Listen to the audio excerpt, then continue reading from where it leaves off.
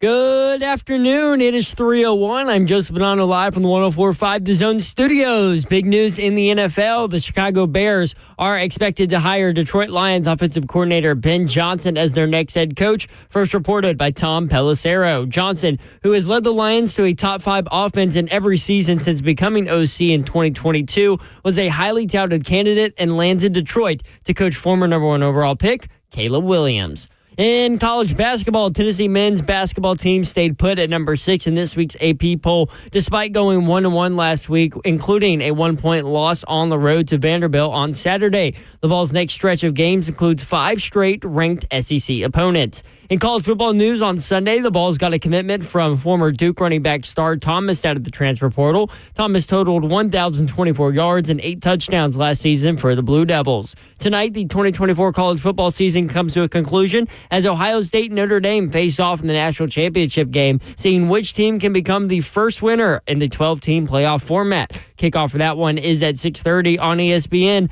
at Mercedes-Benz Stadium in Atlanta. For all your foundation repair and waterproofing needs, you need to visit USSTN.com. Breaking news at once in your home of the Titans and Vols. This is 104.5 The Zone.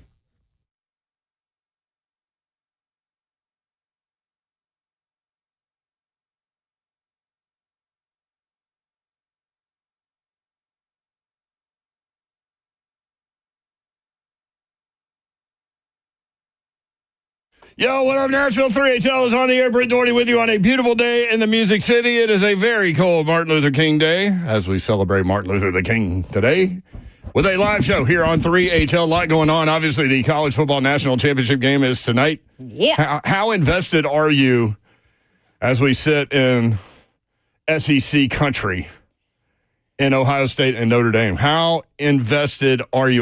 The other part of that is Ohio State's favored by 8.5. So, I feel like not as many people are talking about this game. Feels that way, right? Well, yeah. Babsy's here to talk about it. Look at her. Let's go.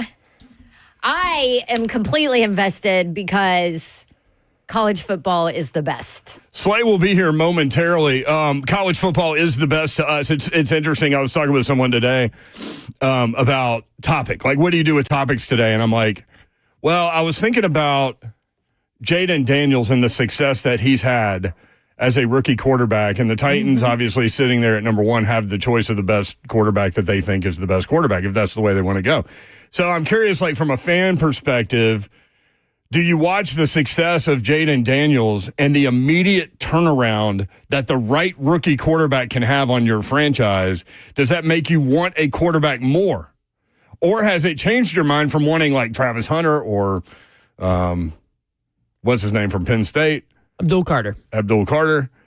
Has it changed you from going that way to quarterback? Because here's the thing about Jayden Daniels. Y'all know that team won 4 games last year, right? 4. And they're 1 win away from the Super Bowl in 1 year. And he's balling. Does that make you want a quarterback more? And if so, which one? 615-737-1045. So, yeah, topically, that's kind of what I was thinking about today. Personally, I'm like you, Babs. I'm all college football all the time over everything. But I understand being in an NFL market that the NFL is king. Mm-hmm. So anything you can do topically with regard to the NFL is going to play out. And those games were awesome, especially yesterday. And the storylines are great. I mean, you've got Washington at Philadelphia now. Philadelphia, a 5.5-point favorite next Sunday, 2 o'clock on Fox. Buffalo at Kansas City. You get it again. Josh Allen and Patrick Mahomes again.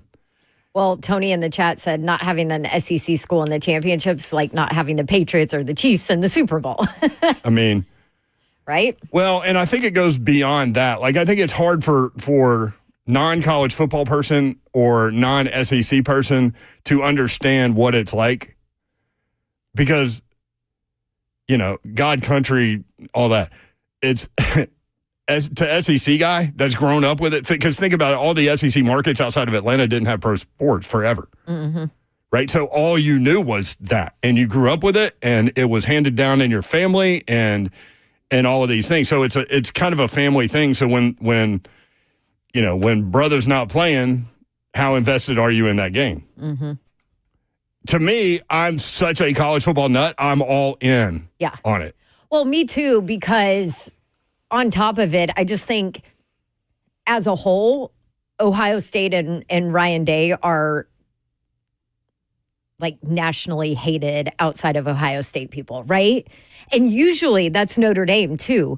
But somehow I feel like Marcus Freeman has come in and been so damn likable that your average SEC fan is like, well, maybe I could cheer for Marcus Freeman. Isn't that interesting? Because you grew up in the South. You were born in Texas, then you grew up in Peachtree City, just outside Atlanta. And went to Auburn. I grew up here. I am SEC country. Yeah, I grew up here.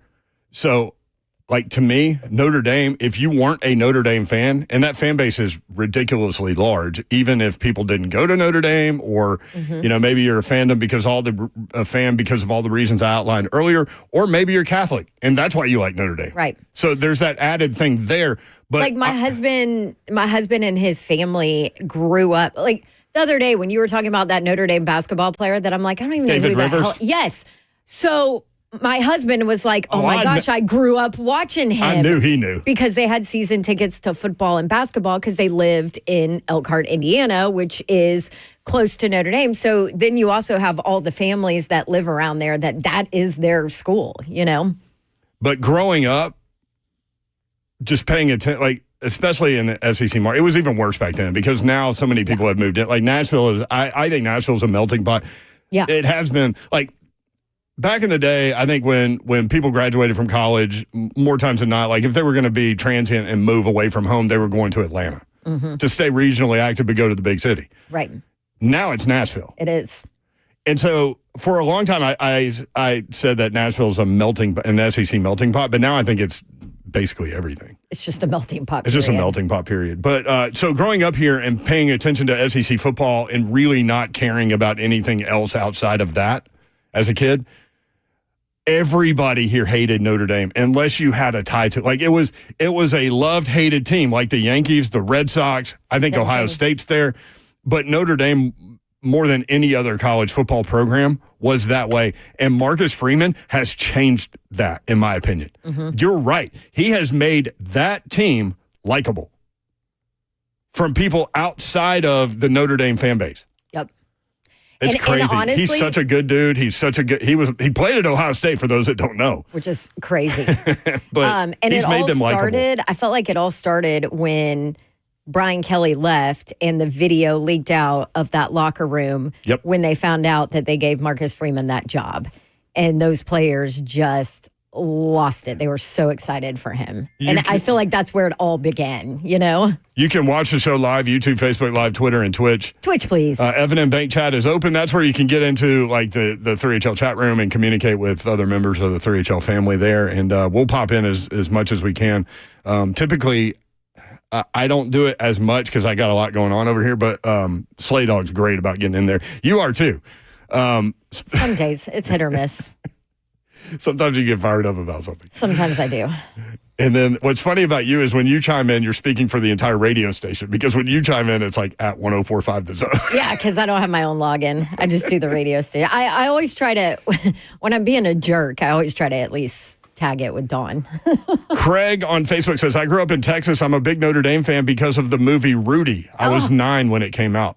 I didn't even think about that. I didn't think about that either, but I get it for sure. That movie was incredible. It's funny when Rudy came out. When did Rudy come out? Was that in the 90s? I think I was at Tennessee, and I asked a Tennessee player about it, and they were like, 93. So the Tennessee player I asked about it, who was a scholarship player, was like, I don't see the big deal. And I'm like, you don't see the big deal about Rudy? He's like, no, dude, I'm on the practice field with walk-ons all the time. Like I get the story or whatever, but he goes, we had a guy, J.J. McCleskey, that played at Tennessee that was a walk-on and went to be a starter and then went to the NFL. That's a story. So, anyway, I forgot about that. Nick says Rudy Why are they trying to ruin the movie? I don't know. Nick says Rudy was offsides. Oh, there you go. You knew that was coming. Dewey, Cheatham, and Howard. Growing up a Catholic in New York, Notre Dame was your college team. There was no big football powerhouses. Yeah. For those that haven't lived in the Northeast, college football not a thing really up there. Never has been. NFL all day, every day. Like Keith Bullock will talk about how when he played up there, they would play high school games on Saturdays because it was safer to not play on Friday night and to play on Saturdays. And I'm like, well, what about college football? He's like, like, no, non-existent. Could you imagine if they played high school games on Saturday around here? Ooh, no. Right? It's like sacrilegious. Randy says, I'm rooting for Notre Dame just because I hate the Buckeyes and I'm from Ohio. There's a lot of Buckeye hatred. I get that. You know what's weird about it, though? Also because they paid so much for their roster, I think. I think that plays into it, too. Aren't there so many reasons now to like or dislike a program? That's not your program? Yeah. Like, usually you follow your program and you know, a lot of people don't have an opinion on anything outside of that, but around here, people do. But there's a lot of hate for Ohio State. What's weird about Ohio State for me, like, I've never been an Ohio State guy at all, but I kind of like this team. I don't know why. I love Jeremiah Smith. I love watching that dude play football. He's fun to watch. I'd love him if he was on my team. Right? Well, up the ante, Babsy. But he ain't. Anti-Babsy. Sounds like you could sell, like, I don't know, candy. Babsy's candies. Ferris in the borough, 615-737-1045. Ferris, what's up? What's up, guys? Are y'all doing all right today? Yes, sir.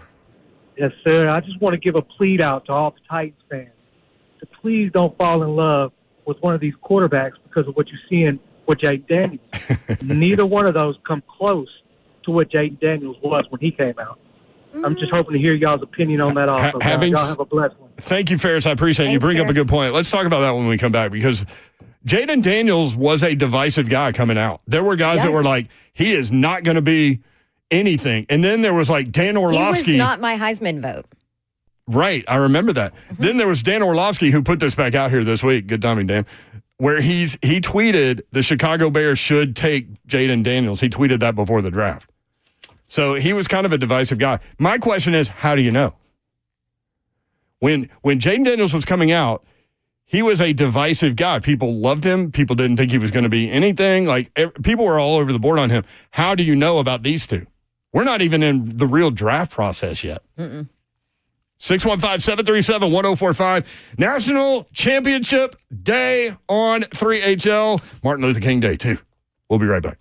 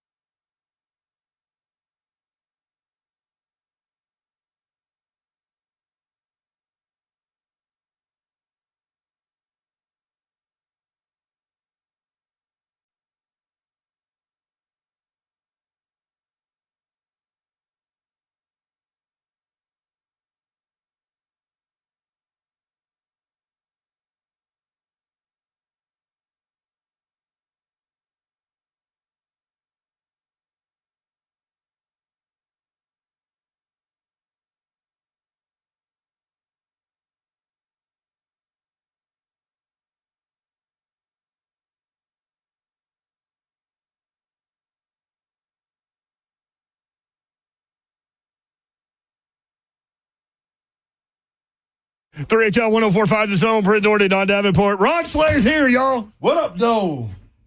Oh.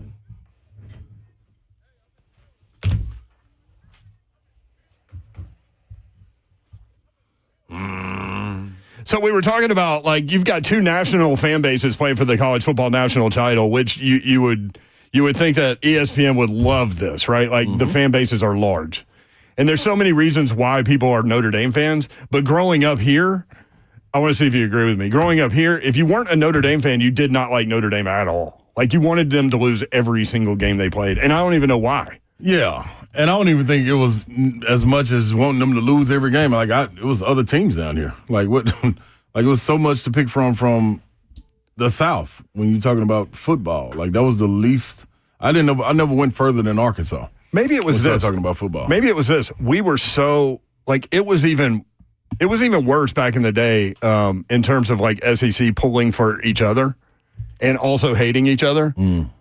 Like, you want to fight your brother, but you want to win. You want him to win. You don't want anybody else to fight your brother. You know what I mean? Yeah, but you got so much growing. I mean, but here's my point. You had so much growing up, so many stars and everything to, like, Notre Dame, that's way. But we were so focused on the SEC, and that was like the only world of college football to a lot of us.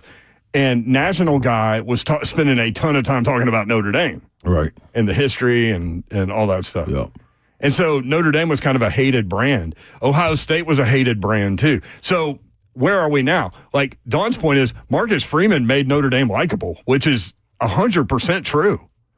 Which is crazy. We were on air? Because they were not likable with Brian Kelly. No, I think we came on air that day when that happened. Insert any other Notre Dame coach. It's true. Yeah, the response from the team, though. And that's what I said. I'm like, it all started when that video came out of the locker room and their response to him when he walked in and they found out he got the job. If you saw that, you suddenly had, okay, I like this guy anyway. Yeah, it made you dive into more of what his grind was, too, to get to that point. Like, it was all, like, he went to prove it schools, you know what I'm saying, as far as working his way up, and then Brian Kelly gave him a chance, and, man, he was it.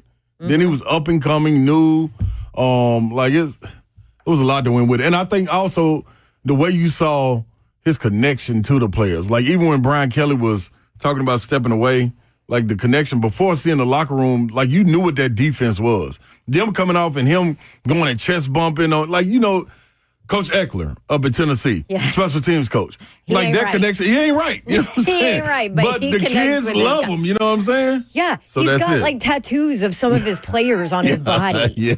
Like he ain't right. It's a different type of connection. And in this day of age, I think we could see it 3 years ago coming. And like, you know what? This is a little different what he's got going on. So him being able to connect to those players, man, was different. And then once you saw what we saw in the locker room, that put the icing on the cake. That was like, it is what we thought it was. With these two national brands, the ratings will be good, right? Like, but for people around here that have no dog in the hunt, like no SEC team, two Midwest teams, like no dog in the hunt, is it this simple when you watch the game? Because we all love college football, so we're all watching the game, right? Is it this simple? Like, I'm gonna pull for the team that I hate the least. I mean, it's a weird psychological thing. I was thinking about this morning. Yeah. Here we go. Oh, what you got, talk to me because I like the sound of this one. Tom Pelissero, the Titans are hiring John Bones Fassel. Fassel? Is that I'm pronouncing that right? Fossil. Bones. As their special teams coordinator, according to sources, a big hire for Brian Callahan. Let's go. That's what do I know that name? Bones? Yeah. Oh, Jim Fossil, maybe? Oh, Bones.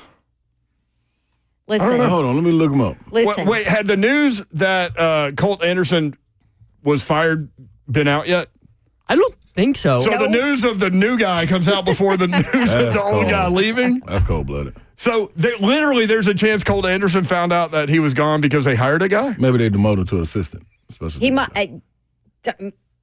So maybe Callahan just put him lower down or something. Ooh, this is gangster. Fossil has worked with the Dallas Cowboys as their special teams coordinator since 2020. Before he was that, with the Ravens. He assistant special teams coordinator from 2005 to 2007. He was an interim head coach with the Los Angeles Rams in 2016. That was when they fired. So he was with the Ravens, which I think tells you maybe all you need to know. John Harbaugh, the coach of the Ravens, was a special teams coordinator before he was a head coach. That's how he made it. Mm-hmm. So that kind of guy ain't going to pick just some dude off the pile. Mm-mm. Yeah, somebody spoke highly of him like recently. I forgot who we were having you a look conversation perplexed over there mentally. Yeah, like, we had a conversation with somebody, man, and when I say spoke highly, it was like, oh, man, maybe it was like, they were like, nah, Bones is in charge of that. Yep. That group right there, so you know they're going to be something like. He's like a lifelong, I know he was the interim head coach, but like I just know him as a lifelong special teams badass. Yeah, and everybody, it might have been Coach Mack or something. It was somebody, man, recently, this year, we were speaking about, and they went on a tangent about Bones. Like, he comes from, I know what it was. His dad was a coach. His dad was a coach, but also we got a player who he wanted to come back to his special teams unit, and the Titans picked him up. And they were like, man, with Bones wanting this guy, you know he's got to be, you know what I mean, a guy that can get the job done. I can't, man, he's Jim believe me, I'm going to remember it. He's Jim Fossil's son. So I guarantee you Coach Mack's known him forever. Yeah. Whatever. It could have been like your sister, and it would have been a freaking upgrade for this Titans special teams unit, right? This is where we sister's are. pretty sharp. Yeah, she can play. I know. That's what I'm saying. That's her sport. Or manage or organize. Well, volleyball's her sport. No, I'm saying Babsy, that's the correlation. Yes. Here's a little note. But that's what I'm saying. On Bones She Fossil. could probably coach special teams better without ever being a special teams coordinator. So the fact that you hire this guy who is a lifelong, like, special teams great coordinator, that's automatic huge. Correction. That's what's up. Because that was a disaster. It was a disaster. He was assistant special teams coach of the Ravens starting in 2005. He's been that for that long. That's what I'm saying. He's a lifelong S-tier. Here's a little note on him. Bones Fossil. On July 26, 2015, Fossil rescued a surfer who was drowning in the ocean in Manhattan Beach, California. See? Well, a great Samaritan, too. I mean, all-around good guy. Just top to bottom. Got a contest for those. Upgrade. Listen, you don't even have to be great on special teams. Just don't lose it. So a lot of people that may be tuning in may be thinking like, man, why are they making such a big deal over special Over teams? a special teams because coach? if you lived our special teams, it was then that bad. It was Especially like the first half of the season. It was that bad. Yeah. Yes. I mean, honestly, you guys know me. I don't ever call for firing in the middle of a season. Ever. I said straight up, you gotta fire him. Babsy. You gotta move on. Somebody else can do better. There were games we were all communicating, and we'd be like, God, the defense is just, come on, defense, y'all gotta do this. Oh, no, the offense gotta do that. And you know what? Special teams would say, well, since y'all leaving us out, watch this. Hold my beer. We Let me said show that. y'all what we can really do. We had that text strand in multiple games. It was plenty of games. And Here we would comes call the it. special teams unit. We would call it Hold my before beer. it happened. Yes, Just wait. You knew it was something. It's coming. You knew it was something. I will say, like, the last, I don't know, half of the year or whatever, they were a little less noticeable, the mistakes on special teams. Well, shoot, you couldn't have been more noticeable. Well, they benched the rookie was one thing. Well, when did we play Detroit? Because that was that right there. That was the climax of it all. Like it was after that. It was. I mean, you couldn't do anything worse than that. Well, let me find out when we played Detroit. I mean, it was that episode there. I don't think I've ever cussed as much in our group text chain as I did when I was talking about the special teams unit for the Titans and Will Levis. It was bad. I mean, you put those two together, and it was just a like FCC nightmare. Oh, you're over there pounding the desk. That's how bad it was. That's how bad it was. Was it the Lions, or what? Did they repeat that effort against the Colts? No, the Lions was bad. Lions was horrific. Colts was bad. They all run together. Yeah, now. the Lions game was where they didn't That's have. when Khalif Raymond went bananas or something. Yes. Yeah, they didn't have a drive that was Teeny tiny more than Khalif. like 50 yards because they kept getting it past midfield. But I thought they came out and topped that one though. They started 5 drives inside the 30-yard line. No, Scored I think touchdowns on all 5. I think they topped it. They topped it, didn't they? I'm pretty Khalif sure. Raymond had a long Detroit was what? That was like week 7 or 8. Khalif Raymond had a long touchdown. Detroit was week 8.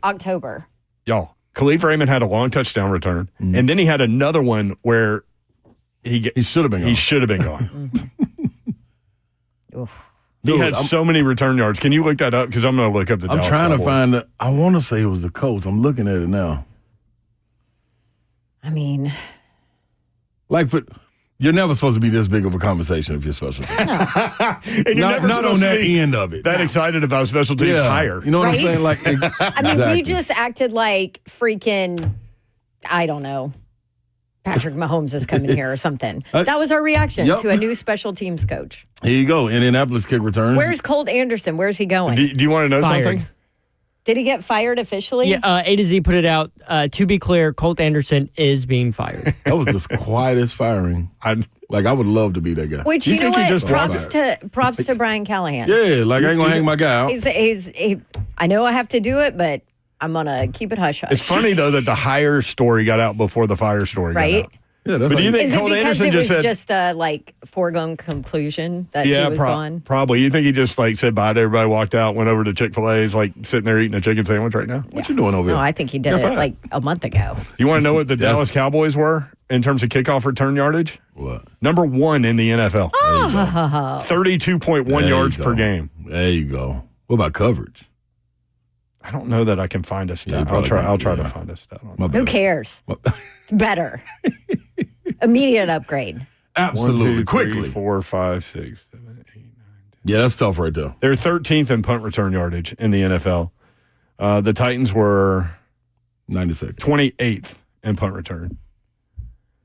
Where were they in kickoff return? I don't remember the Titans breaking a kickoff worth of crap at all. No, they almost had an opportunity. When? Yeah, Tajay Spears, it was early Yes. on. Oh, yeah. Tajay Spears, God love Tajay Spears because if he wouldn't have been hurt, like he would have been the returner all year. I mean, they did have a candidate for a Pro Bowl. It's Jaquan Jackson. That's right. I'm just saying. Wow. The Titans were not worst in kickoff return yardage. How? What about Some had to even that They out. were What about 21. turnovers? They were 21. on special teams? That was something too. Turnovers. That was They do have definitely that stat. 615-737-1045. T-Man 615. Can he do something with Jackson? I don't know, man. Jaquan Jackson? What's funny about Jackson was I was really excited about him during training camp because he was running away from people, Yes, he was. and not just in returns. Like he would catch like a wide receiver screen and outrun Seattle defensive backs to the end zone. Like it happened twice. I was excited about him. Giveaways. Oh, that's just regular. Yeah, I don't know. Zeph will have to get into analytics. Like we Listen. actually do have to do a talk show here. But this is what I'm going to tell you. Can't be Immediate researching. upgrade. Yes. No question. So Jim Fossil's son, Bones Fossil, is What up, the Bones? special teams coordinator. College football national championship game is tonight. Number 8, Ohio State. Number 7, Notre Dame. 2 teams that would not have gotten in without a 12-team playoff. How about that? That's wild. 8.5 is the line. Have you decided what you're doing with that? Yeah, absolutely. I'm taking Notre Dame. Because the line's too Points. big. Yeah, them's a lot of points. Them's a lot of points. Them's a lot of points. What are you doing? I don't know. Them's are a lot of points. Let's just throw grammar out the window today. Why use Meh. that? All good. Them's a lot of points now. All right, one more thing on Fossil. Stems. One more thing on Fossil before we move on. So since becoming the Cowboys special teams coordinator in 2020, Dallas has had a top 10 special teams unit in every year, including a top 3 one in 2024. There you go. Yeah. There you go, I like Zephyr. it. I like it. There you go, little Zephyr. In terms of the bets tonight, 50-50 on the spread, 8.5. 50-50. Really? Right down the middle. In terms of money line, Notre Dame getting 83% of the bets, which makes sense because if you're going money line, you're going Yeah, might as underdog well, typically. yeah. You're not going to go an 8.5-point favorite money line. I just think they got a lot of Notre Dame has, even though with the injuries, they got a lot of fight in them. And They do, man. now, Are you surprised the line's this big? yes. The way Ohio State has ran through the league, though. And the playoffs. It always makes me a little worried when you look at a situation like this and the line is like 3 points more than you think it should be because then I start thinking about reverse line theory. They're trying to get you to bet Notre Dame. Ohio State's going to win by 2 touchdowns. This is how my brain works, Slay Dog. I was just going to say, Which is why I haven't bet the game yet. when I first got with you, that's how you were able to talk me out of a lot of my bets. Just start doing stuff like that. But they're doing reverse, and they're like, come on, nope, I'm not going with that. I'm sticking with You're what I know. overthinking this. Yeah, like way And over. this is going to shock a lot of people. I'm typically not an overthinker, but Like, nah. No, I'm going with Notre Dame, and I'm tempted to put a little something on the money line just because the 83%. And the problem with that is that may be my hate for Ohio State, the little bit that I have them as far as noticing. See, I was wondering about that. But I mean, it's so small. Like the only hate I got from them is they beat us. But at the same time, like They're rolling through everybody right yeah, now. like I don't really, I don't really never acknowledge Ohio State really like that. They don't move anything in my little world. They don't. Like my little world is just cool. If Ohio State is good or if they're bad, it don't matter. So have nothing to do with my little world. On early Sunday morning, Babs sent to the text chain. The Chiefs are now 7-0 when a game is reffed by Clay Martin. And Babs sent this at 2:50 a.m. I was into the wine. I like when my girl is up and moving around at that time of the hour. I do too. And so I was like, shoot, it just corrected itself. Oh, come on. Look at that. But I heard it ding. Like I had my ringer on, so I heard it ding, and I looked, and I'm like, "What is Babs doing over here?" And it's funny that it was a Chiefs story about a referee. Like she felt the need to send this. I was just thinking about the calls they got. You ain't wrong, Babs. And so, do y'all think it's something to that? My bad. Go ahead. I said Babs is into the Mayomi LOL, and she goes, "Ha ha ha! Yep, passed out, woke back up." That's right. Right back to it. That's what I'm talking about. Pee and rally, baby. Pee and rally. That's right. Let's puke and rally, people. That is right. 615-737-1045. Here's another stat for you about tonight's game, and then we'll go to the phones. The title game favorites in the last 5 years have all won and covered. Wow, last 5 years, huh? Last 5 years. Say it again. Last 5 years, the title game favorite, in this case, Ohio State by 8.5, have not only won, they've also covered. In those years, has that number been this high? That's the question for me. It is a high number. That's a high number. Them's a lot of points. Them's right there. What they giving out? Them's a lot of points right there. A lot of points. Jesse in Nashville next up, 615-737-1045. Jesse, what up? Hey, how y'all doing? What up, Jesse? I was calling in. I was thinking about it. My granddad's about 80 years old, and he still got the antenna, and he ain't going to be able to watch the game. So I'm trying to get him over at the house where he don't miss it. And I was just thinking about, I remember back in the day, you plug the antenna in, and you watch all the games. But nowadays, you got to have all this other different stuff, and some people can't afford all that stuff. So I'm going to try to get him over to the house where he don't miss it, because he's a big college fan. Well, that'd be good right there. Yes, Jesse. sir. Because these apps is crazy, man. There's too many of them, dog. You got to get in. You only want to watch that game. Then you got to find out how to delete it. They taking about This one's on $3.99 out of it. Yeah, this TV, regular though, right yeah. here. Yeah, but Man, some he of the don't know NFL nothing games, yeah. He don't know nothing about that. So he like me. So, I just wanted to say that. How about It's been on my mind. Like, it's crazy. You got to go through all this different stuff to watch the games. And like I said, he's a big college fan. I'm more NFL. I like college. I like the Vols, but my team's the Packers and the Titans. So I just wanted to say that. And I listen to y'all every day. Appreciate you, Jesse, man. Yeah, Thanks, man. Jesse. Way to be a good dude there. Yeah, Jesse's a great guy. He's right about that. Like I was thinking about this. So the that's other Jesse day. who was gonna win. Like I got Xfinity, and then I got like Hulu and Amazon Prime Dude, and that's ridiculous. Apple, and ridiculous. then I figured out I have But Disney you do Plus. have to have all of them. Yeah. I mean, if you don't have Amazon Prime, you miss Thursday. NFL games. Yeah. And some Saturday playoff games. Right. Well, I need to figure out a way to Save and bundle that. Salve. Okay. Yeah. Those Jake from State Farm ads, they just stick in my head. No, but then I was like, well, what's my Disney? So I tried Disney Plus. I'm like, what is even on Disney Plus? So I tried Disney Plus, and it was like, we sent you a code to your email. Well, the email is my work email. The codes don't go there. I don't know where they go. But like our they work, go automatically to your junk. and I went to junk, and it's not there. And by the way, you can't copy and paste something in your work email and then go paste it somewhere else because it says your organization doesn't allow that. You're the show representative. What are we doing? You need to find out. How could Babs find out what we're I don't know. No, I'm Put out. that in Bill Babs' Paul wheelhouse. Mace is going to walk down here in the next break. What are you doing? Like, don't get Babs going after people. No, and don't get me going after security. Like, do you want to get into your work email? Great. I need your rights All the to your stuff you haven't unborn done. child, your right finger cut Yes. off, and I don't know, maybe a lock of your hair too. And maybe we'll let you read your email. Maybe. Martin Luther King had the answer. Maybe. Faith is taking the first step even when you don't see the whole staircase. So you maybe go. we can put those words into use today on Martin Luther King Day. More 3HL next. If you want in, 615-737-1045. How are you consuming tonight's game? And we've got a Titans question for you that we'll throw at you. I kind of did earlier, but we'll do that. 3HL 1045 The Zone.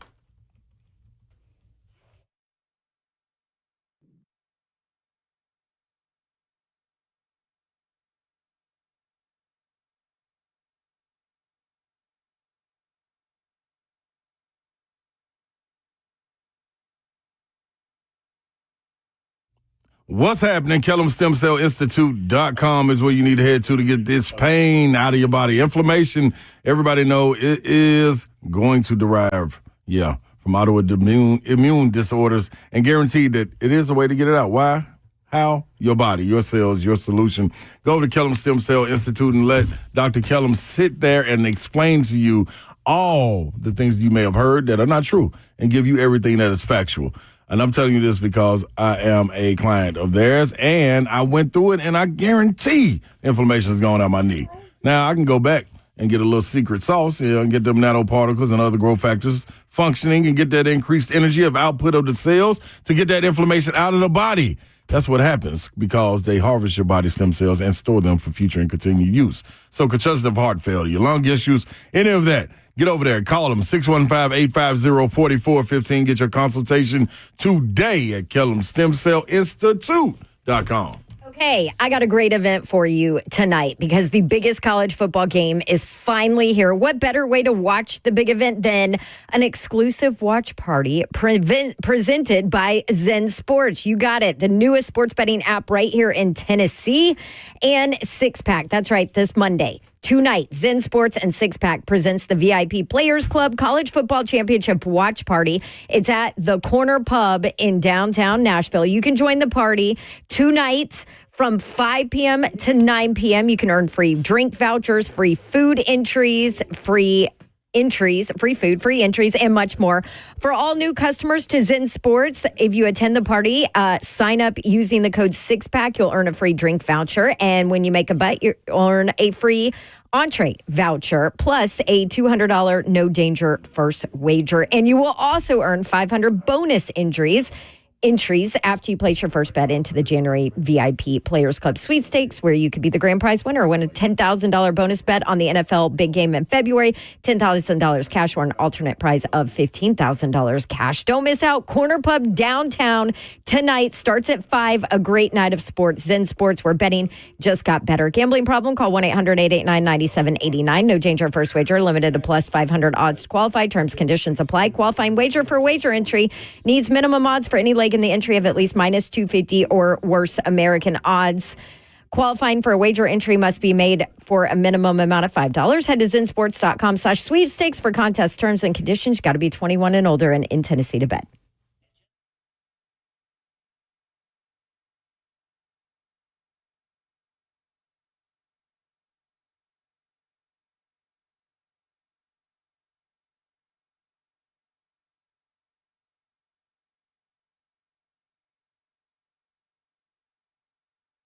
I love living in Middle Tennessee. We've got great restaurants, entertainment, sports, and one of the nation's top Ford dealers right here in our backyard. Two Rivers Ford. Remember that name. Two Rivers has been a staple in our community since 1983. They're locally owned. They have a non-commissioned sales team, and they sell below MSRP. They've been doing business with integrity for decades. Two Rivers Ford, the South's most trusted Ford dealer.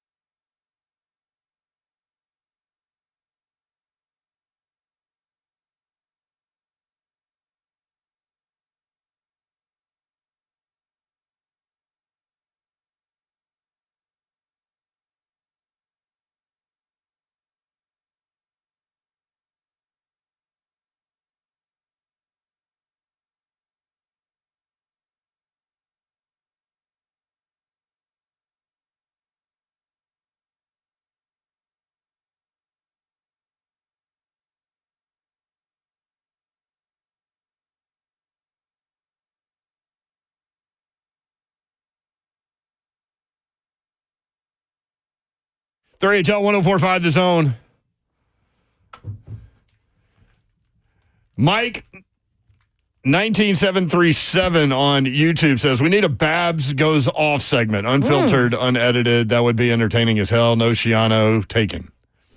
She does that from time to time. It just kind of randomly happens. Or when I choose to poke the bear, so to speak. Get down on that. True. You gotta. So the conversation during the break was, my 3HL hat looks like it's been through a disaster. It's filthy. I mean, filthy. I've had it forever. It's black too, so it like shows up. Yeah. So it's the last one I have. Grayish now. I know, and it's a sweet hat. And so I was like, how do I clean the... Me and Slay were having the conversation. Can I clean the hat? Like, can I? And he's like, yeah, put it in the wash. Mm-hmm. And then Babs like looks up. I didn't even know she was paying attention. She goes, put it in the dishwasher. Yeah, and didn't even break what she was doing. Like, look, she's still not. Yeah, she just said that and like kind of roll with it. Yeah. Have you never heard that? I've never heard that. They actually make a cage that you can put the hat in and then put it in the top shelf of the dishwasher. See, I didn't believe you, and then that's what Zeph said. Mm-hmm. Yeah. I have one. Oh, you do? I was like Slay, because Slay looked at you like you were crazy. Well, I love it when he I know. does that. It didn't even faze me. I love it when he does that. You do it to him, too. You really do it to me a lot. I get more of an eye. Like we got a crazy show, people. I get more of an eye roll from her. But I was with Slay. I thought you were crazy. But then Zeph backed you up. So now I'm like, what do I got to lose? I just don't want to lose the crown of the hat. That's what the cage That's why you put it in the does. dishwasher. What is the crown? Where it sits up straight. Okay. Yeah. Learn something new. Yep. Dishwasher. Congrats to the Vanderbilt basketball programs with 2 1-point wins. Man, if you could have bet that. How crazy. Big time. Could you imagine if you could bet that? Yeah, I want Vandy men's by 1 and Vandy women's by 1 and parlay those two things. Dude. That would be something. Congrats to Vandy. I mean, they pulled them off. That block shot at the end on Lanier was incredible. Man, listen, I said it at halftime, dog. If they would have won this game, Mannion and Carey were going to be the guys to carry them to it. Yes, the offensive explosion from Edwards, Tyler Nickel making shots for Vanderbilt, but as far as the physicality, like that was top notch. Salute to them. Carey being unguardable down there as an undersized guy, being able to have his way with Tennessee in the post or anybody they switched over him, and Mannion just for mucking up the game. You know what I'm saying? Like defensively, and then that block did it. That block did it. Salute to Vandy for coming through and getting that victory. Memorial Magic. It was on full tilt. Kudos to them. Tennessee has number 15 Mississippi State on Tuesday at home. They look like a different team at home. Who? Like a lot of teams. I was just about to say, you're like that's going to be the thing. Like every team is going to look different at home. The other thing that's different in football and basketball. Football, you get that big upset victory over Alabama, you get to enjoy it. You know what I'm saying? At least basketball, you're right back out there. They got to go play Alabama at home. Vanderbilt at Alabama. Like they're really clicking on tomorrow. Yeah, I mean. No rest for the weary. You know all about that. Yeah, that quick of a turnaround. So. Yeah. Vandy at number 4 Alabama on Tuesday, 6 o'clock SEC Network. And then next Saturday, they host number 9 Kentucky, 1:30 ESPN. And then they're on the road at Oklahoma, who was one of the last undefeated teams. Then at Florida. I mean, this is a stretch. So huge win.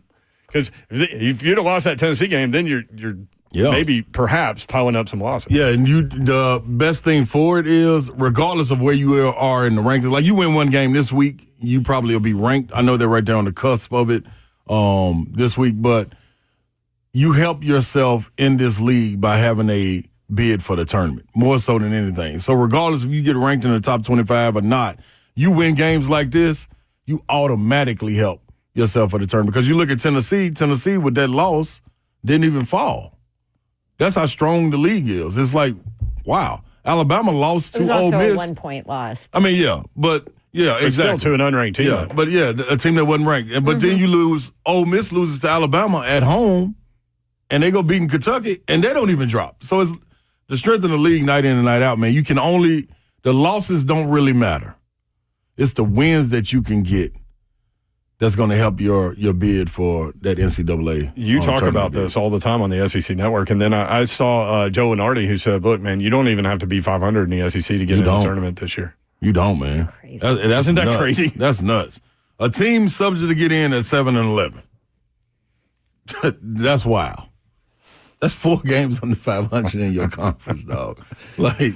But you probably beat 3 top 10 teams in those 7 wins. So it's like, okay. Vandy's a fun team to watch, man. We've been talking about them since the offseason. I mean, you were talking about them, and Alabama and Kentucky kind of run the same system. And I'm telling you, that style, man, that style, you're going to win some games you're supposed to and lose some that you're not supposed to. That's how it is. That's how it's going to be. 615-737-1045. David in Nashville. David, what's up? Hey, what's going on, guys? Yo. First thing on the streaming service TV, I got Sling TV is what I paid for, and then the other night I went to go watch an NBA basketball game, and I had to pay the extra $11.99 fee. So I put my debit card information in there, and it charges the card $11.99, and then the game was a blackout. Oh, that's a bum. What? No, dude. I couldn't even watch the game. And what sucks is like you could get on the phone with somebody, but you're going to be on the phone for like an hour to get that $11 back. Yep. Oh yeah, I was like, whatever, it is what it is. So I just said screw it. But anyways, also I wanted to ask Slade about his opinion about Vanderbilt making the tournament with the win against Tennessee, and then what's their chances against Alabama and Kentucky next week. And I'll hang up and listen. Thank you, brother. Appreciate it. What do you think, Slade? Look, I thought coming into it, man, I said 13 teams. You know what I mean? Guaranteed 12, but 13 could be vying for a spot. That's great. For those that don't know, there's 16 teams in the country. Yeah, you know what I'm saying? And the teams that don't make it are going to be the teams that get 2 or 3 wins in the conference. So I think Vanderbilt has a great chance at making the tournament. And their chances as far as Alabama goes, man, listen, when you look at Tennessee and the laws they go through with scoring, you can see one of those games taking place a lot more than you can't as far as if you're able to shut down Chaz or Zakai gets in foul trouble, then Tennessee's in trouble. There's no ifs, ands, or buts about it.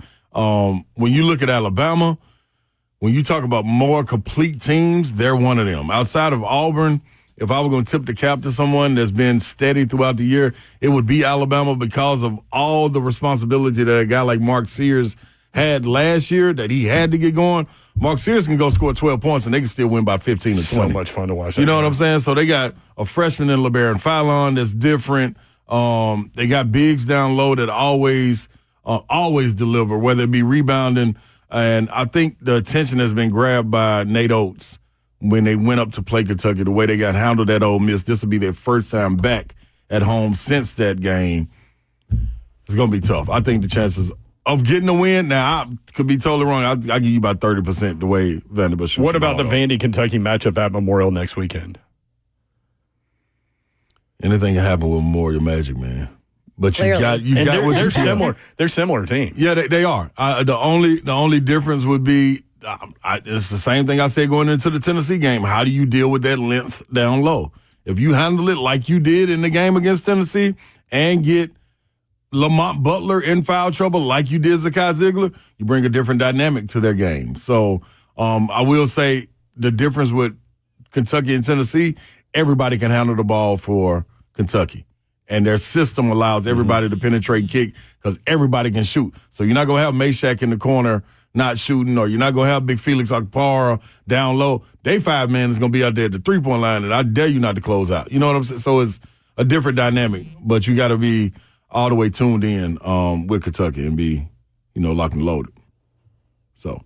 It's a good breakdown. Yeah, appreciate it. Y'all welcome. You're all welcome. 615-737-1045. Glenn said Vols aren't going anywhere if they don't start scoring. I ain't gonna say that. I don't agree with that.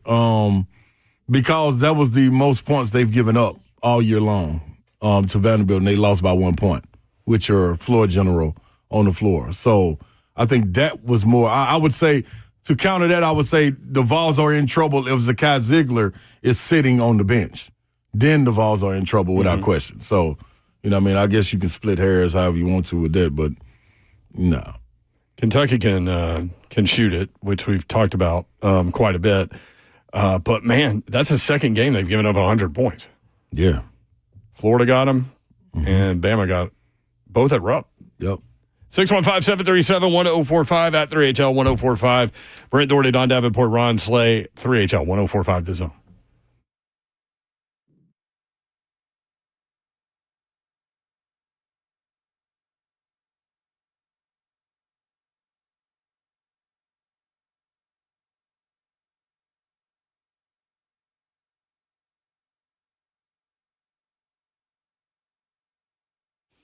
Where can you kick off the new year with big savings on gig speed? Only with Xfinity. Now through January 16th, get gig internet at home for $25 a month. For 1 year when you add unlimited mobile line, which connects you to gig speed Wi-Fi on the road. Act fast today. Save more than $650 over AT&T and Verizon in your first year. Plus, hurry and take advantage because right now you can get a free 5G phone with trade-in. So save big, stay connected to what you love with fast gig speed internet and mobile from home to hotspots this new year. It's all about gig speeds and big savings. Don't wait. Get gig speed internet. Spend less green and switch to Xfinity. Go to Xfinity.com/gig savings to learn more. Requires paperless billing and auto pay with stored bank account. Restrictions apply. Equipment taxes and fees are extra. Internet discount applied to mobile bill. $40 internet discount applied to mobile bill. After promotion, regular rates apply. Actual speeds vary. Savings compared to Verizon Fiber Gig Plus One Unlimited Welcome Line and AT&T Fiber Gig Plus One Unlimited Starter Line. Xfinity internet required. Reduced speeds after 30 gigabits of usage per line. Data thresholds and actual savings vary.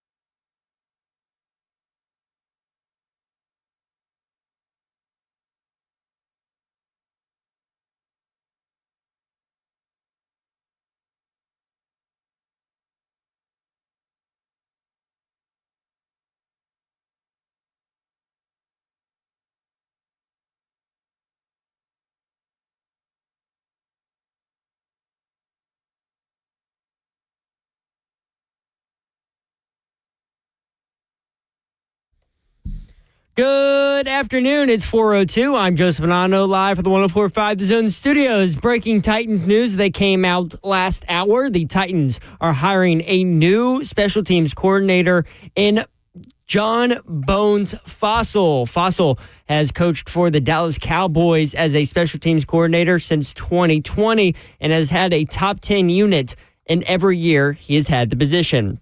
Big NFL news today as the Chicago Bears are hiring Detroit Lions offensive coordinator Ben Johnson as their next head coach. Johnson, who has led the Lions to a top 5 offense in every season since becoming OC in 2022, was a highly touted candidate and lands in Detroit to coach former number 1 overall pick Caleb Williams. Tennessee men's basketball stayed put at number 6 in this week's AP poll despite going 1-1 last week with a 1-point loss on the road to Vanderbilt. The Vols' next stretch of games includes 5 straight ranked SEC opponents. Tonight, the 2024 college football season comes to a conclusion as Ohio State and Notre Dame face off in the national championship game, seeing which team can become the first winner in the 12-team playoff format. Kickoff for that one is at 6:45 on ESPN. For all your foundation repair and waterproofing needs, you need to visit USSTN.com. Breaking news at once on your home of the Titans and Balls. This is 104.5 The Zone.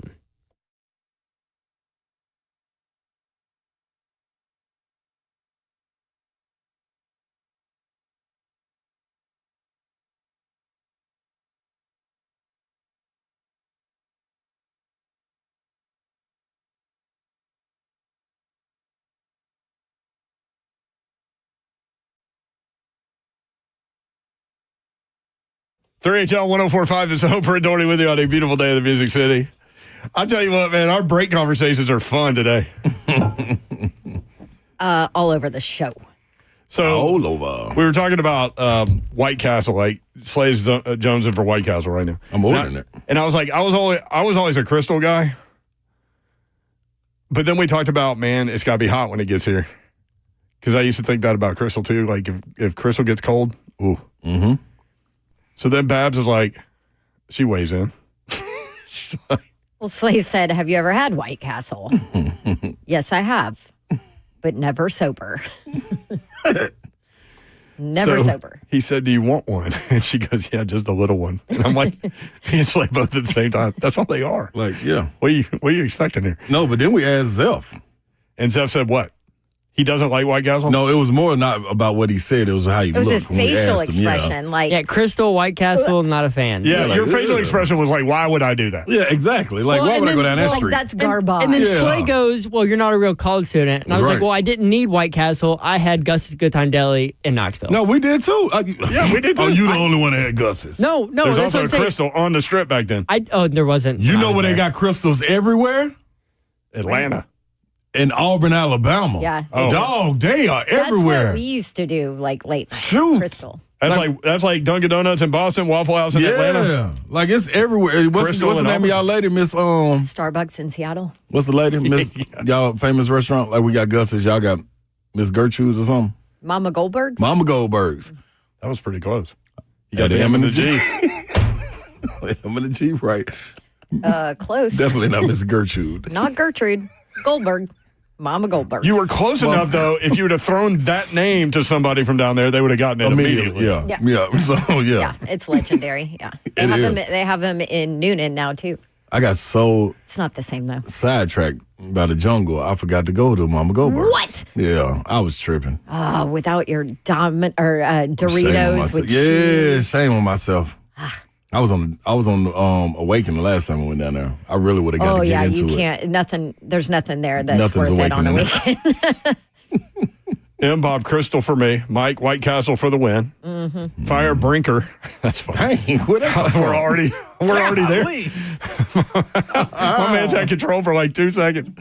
The chicken rings are the only thing worthy at White Castle. You had those? I didn't know they had wings. No, Oh, rings. I just ordered them. Oh, Yep. oh, I'll let you rings. try one. Yeah, the They're ring. You not ever had them? wings. No. Oh. What is it, like onion rings, but it's chicken? Oh, don't worry. Don't worry Oh, about this it. sounds terrible. No. This Now is today's terrible. going. No, you don't worry No. about it. How do they get? How do they get into the Yeah. circle of a ring? You stay in there. Yeah, you stay right there. This would be Babsy taste testing today, buddy. How do they get into the shape of a ring? Well, you'll never know because you frowned upon White Castle and Crystal. All right, this is where I always wait for Slay to say, I know what to do. Oh, I know exactly what to do with her. Oh, she's going to have it sitting right over her little table. Just in a minute. Let me get all this together. 615-737-1045. Well, they got a little... Excuse me. Eric says, Mama G is 100% absolutely a just okay sandwich place. Oh, you can't do that. You can't do that. You can't do that, Eric. Eric, what's your school of choice? Clearly not Auburn. It can't be. Because I ain't going to let you just do Mama G's like that, man. That ain't right. Man, that ain't right. Well, I will say this to the Fire Brinker situation already. These two hires from the outside, and I'm still waiting to see. Outside looking in? That's on point. I'm all right with it. I don't know who's pulling the strings or who's hiring who, but if that goes on his resume, and that looks good. We had a question about it. Someone educate me regarding the Fossil hire. If he's one of the best to ever do it, why is he free and not on a staff? Zeph, you had a good answer. Mike McCarthy was not retained as the Cowboys head coach, which means his staff is free to go find other jobs. Number 1 in kickoff return yardage, number 13 in punt return yardage. Significantly better, let's say, than the Titans.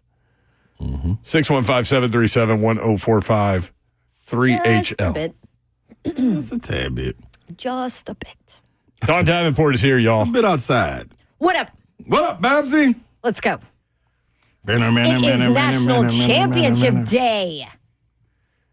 And Dr. Martin Luther King Day. I know a lot of y'all have the day off. If so, I'm happy for you. If you don't, then we're here for you either way. So enough on the get down. 737-1045. Mama Babsy's wearing all black. Slay Dog wearing black. I'm in the building. I'm in the... Car ain't got no roof. Yeah, I know. I'm trying to find a roof, Babsy, but it's starting to come off. Yes. Undid one of the latches? Listen, come draft time, I'm going to need you to remove the roof and get on board. Okay, I would try. It's got to gradually come off. You know, back in the day where they had to kind of peel the convertible top. Now you just push a button. But back in the day, you had to it was a process. Get out of the car, take it off, and really get some help, really. Yeah, it was hard to do for one person. That's right. 615-737-1045. The national championship game is tonight. Also, some big big NFL games over the weekend. The NFC and AFC championship games are set. Washington at Philadelphia. Philadelphia by 5.5, 2 o'clock on Fox next Sunday. And Buffalo and Kansas City. Kansas City by 1.5, 5:30 on CBS. And you get that Josh Allen and Patrick Mahomes matchup again. Yeah, buddy. Guy with the ball last wins. Is that what we're looking at? Probably? That's the way it ended last time. I ain't gonna put it past him. I mean, don't give Mahomes like 24 seconds. Here's the thing about the Ravens, and everybody's like, "Oh, Mark Andrews dropped the 2-point conversion that would have tied the game." Yes, he did, but nobody was talking about. And Nance and those guys didn't mention this either. I'm sure they would have had they tied the game. Josh Allen was about to have a minute and a half with the football. Yeah. They were about to win anyway. Yep. Yes, they were. And it's crazy because, like, it's not like there's some offensive juggernaut anymore. But talking about Buffalo? Buffalo. They had, where is it? So does it make it more impressive? They had 273 yards of total offense. As a matter of fact, all 4 teams that lost had the most total yardage in each game. All 4 teams that won had fewer yards than the teams they beat. Isn't that crazy? It is. 615-737-1045. Tommy in Franklin. Tommy, what's up, man? Hey, Brent, this is Tommy. Your mom used to work for me, just to put a perspective in who you're talking to. Yes, I know who you are, Tommy. Yeah, and but anyway, going back to what you were saying, I wanted to give you some perspective on why people in Tennessee, especially Vol fans, may have hated Notre Dame so much. Hit it. Back in the 80s, I was working in Camden, and a circuit court clerk down there, a big Vol fan, hated Notre Dame. And he explained to me it was because Johnny Majors came in second in the Heisman voting to Paul Hornung. Yep. And as what I've read just now is when Hornung won, Notre Dame had a 2-8 record that year, and it's the only time the Heisman Trophy winner came from a losing team. Yeah, So, John, that was 1956, and I thought they had 3 wins, so I'm glad that you said 2. But yeah, that was a big controversial thing that came back up when Peyton Manning was going at it with Desmond Howard. Yeah, so I don't know. That just a bit of history that I thought might explain why UT fans hate Notre Dame. I think that was the year 1956. Thank you, Judge Woodall. Good to hear from you, man. Yeah, good to talk to you. Hope you're doing well. Yes, sir. Thank you. It's always good to hear people, you know. He was a circuit court judge when my mom worked for him. She was an attorney, and I would call her and listen. She was like, they handled appeals, like death row appeals. Oh, jeez. And so I'd call my mom, and I'd be like, she'd be like, I'm sorry you scared me. And I'm like, what do you mean I scared you? I called you. Like, it happens a lot. Like, you answered the phone. It rang. Yeah. She goes, no, it's like raining. I'm reading this death row case, and I'm like locked into it. And like, you know, I'm sure when you're reading cases like that, the story pops in your head. I'm sure. And so you kind of get involved in that. But anyway, yeah. Judge is a good dude. That's for sure. 615-737-1045. I think it was 1956. That was a big deal in Tennessee football history that Johnny Majors did not win the Heisman that year. And Paul Hornig won it because of what we just talked about. Like the national influence, even way back then, especially back then, carried so much weight. And, you know, I mean, it was tough to get storylines back then. You know what I mean? That was a huge brand. No question about it. Ramon Foster in the chat. Big Savage. What up, Savage? Ramon echoes exactly where I am. What? I'm a Crystal guy. I've only had White Castle maybe once or twice. That's me. Yeah, I was Aren't they just the same? Yeah, except breakfast. What I'm using real eggs. Oh, real eggs? Oh, which one? White Castle? Crystal. Crystal uses real eggs. For their breakfast sandwiches. Not powdered eggs? I don't know what kind White Castle use, but Crystal, I know for sure they cracking I think that's the other option, and they're not good. Powdered eggs are not good. No, I Crystal think knows all they of doing. them use that, don't they? Zeph, what about y'all? Real eggs? Well, no, Yes, we not use real Cracker eggs. Barrel. Cracker Barrel would be like Lots of real shut eggs. down if they don't use real eggs. 615-737-1045. I want to, what? Good point by Jael. That did make me hate Notre Dame. That Catholics versus convicts. That is a great point, Jael. Let's talk about that when we come back. Look at Jael. It took all year. Just bounce it all year. That was a good one right there, though, We're bro. only To 20 days to in. not write a troll Yeah, comment. exactly. Come with some real substance. Thank you, Catholics Jael. versus convicts was a huge That was- thing. yeah. About time. We'll talk about it next. 3HL1045 The Zone.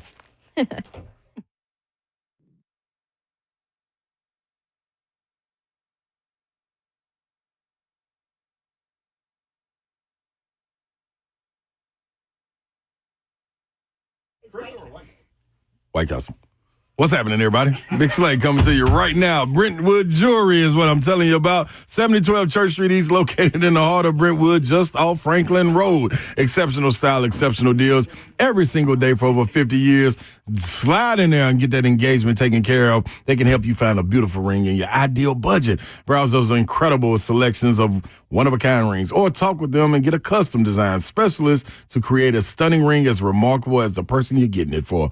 Did you know only 1 in 4 men involves their partner when purchasing an engagement ring, and nearly a third of women say they would prefer to help pick it out? So you can get ahead of the curve. Get over there. Let all of them, Brandon, take care of you, man. I promise you. They've been doing this for a long time, people. They will not lead you wrong. 7012 Church Street East, located in the heart of Brentwood. It's just off Franklin Road. The deals are exceptional. The style's exceptional. It's been happening every day for over 50 years, and they would not stop. It's BrentwoodJewelry.com.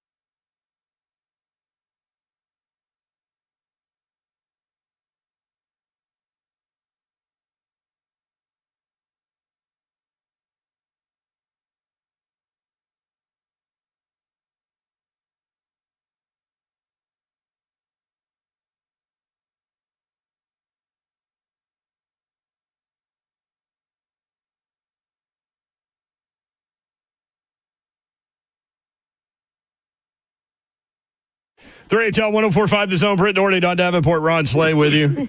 Chris Lowe coming up at 5:20. We'll break down the Ohio State Notre Dame game in detail there. Jael brought up another reason for it. We were talking about, like, growing up, like, if you didn't love Notre Dame, you hated them. Kind of the same thing for Ohio State. So I'm curious, like, where people are going into this matchup in the region of the country where we are, right? Like, so if you're an SEC guy, who are you rooting for? The team you hate the least? Is that where we are? And so then we talked about, like, reasons people loved Notre Dame, national brand, maybe you're Catholic, maybe somebody pointed out maybe people loved the movie Rudy and became Notre Dame fans. So where are you kind of with all that? And then Jael brought up in the chat, you can watch the show live, YouTube, Facebook Live, Twitter, and Twitch. Twitch, please. Evan and Bank chat is open. You can communicate with the 3HL family there. He brought up the Catholics versus the convicts game. That was in 1988. And if you're not familiar, Notre Dame was ranked 4th in the country. They were the home team, Lou Holtz and those guys. And Miami was in the midst of their gangster ball, basically. I mean, they were in your face, telling you about it, celebrating at all times. No question. And dominating. No problem getting 15-yard penalties. Yeah. And so played super aggressive. Yep. They were number 1 in the country. So it was early in the season. Miami, I think, was 4-0. Notre Dame was like 5-0. And they played at South Bend. And I remember watching the game. And, man, they were going at each other. It ended up 31-30, Notre Dame with the win. And Notre Dame went on to win the national title that year. This was 1988. Miami went undefeated after that loss and finished number 2 in the country. But there were a few Notre Dame students that had the idea because of the Catholic part of Notre Dame, Catholics versus, and Miami had some players that were arrested before the season, so they went convict. But see, that's what, so to your point earlier about like where you fell in that little, but hating Notre Dame or loving Notre Dame, we had so many big brands in the South at that time. You know what I'm saying? Like Miami was what was going on. Alabama certainly was. Alabama was popping. And then once you started getting to the 90s, you know what I mean? Florida State, like I was a huge fan of Florida State, Charlie Wood and them guys. Like I thought that was unbelievable.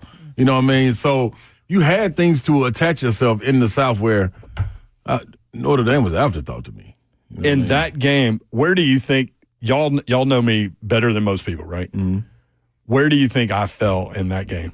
In what? Catholics versus convicts? Convicts. Catholics. Convicts. I was all about it.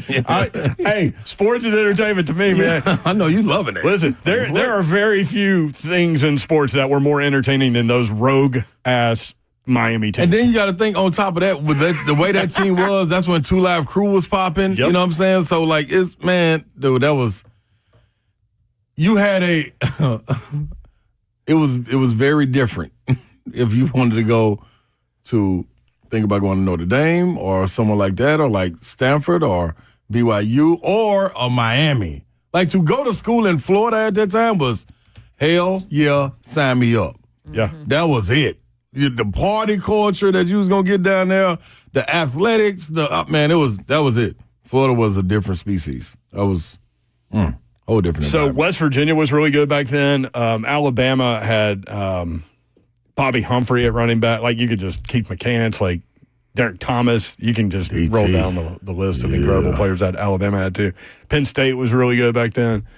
But that Miami brand was just something different. And if you didn't experience it in the moment, there is an ESPN 360 or whatever they do. What do they call those things? 30 for 30. 30 for 30, thank you.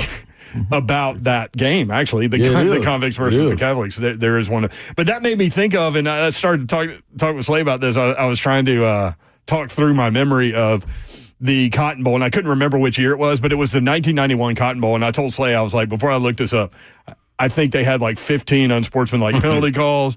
They blew the crap out of, and I thought it was Texas A&M, but it was Texas. So I looked it up. It's the 1991 Cotton Bowl. Miami beat Texas 46-3. Miami set a Cotton Bowl record for most penalties, 15, and most penalty yardage, 202 penalty yards. Wow. There's no way. Somebody said, that's unbelievable. Like, you know what I mean? Like, okay, we're not going to tell you the score of the game. We're just going to tell you the penalties. You'd be like, they got their they got, what? Yeah. 202? Come on, man. No way. Like, So what had happened was, see what had happened. how you only scored 3 points? You got 202 penalty yards. That's crazy. That's Miami crazy. didn't care. I remember that game, man. That's when you know you're good.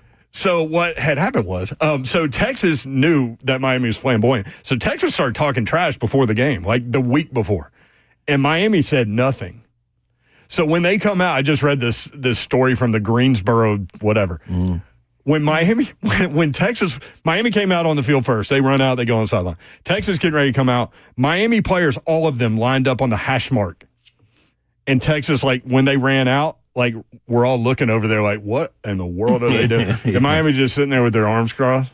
Yeah. As Texas players ran by them. And it started. Wow. So Miami players blamed Texas for all of that. But Dennis Erickson was the coach. He goes,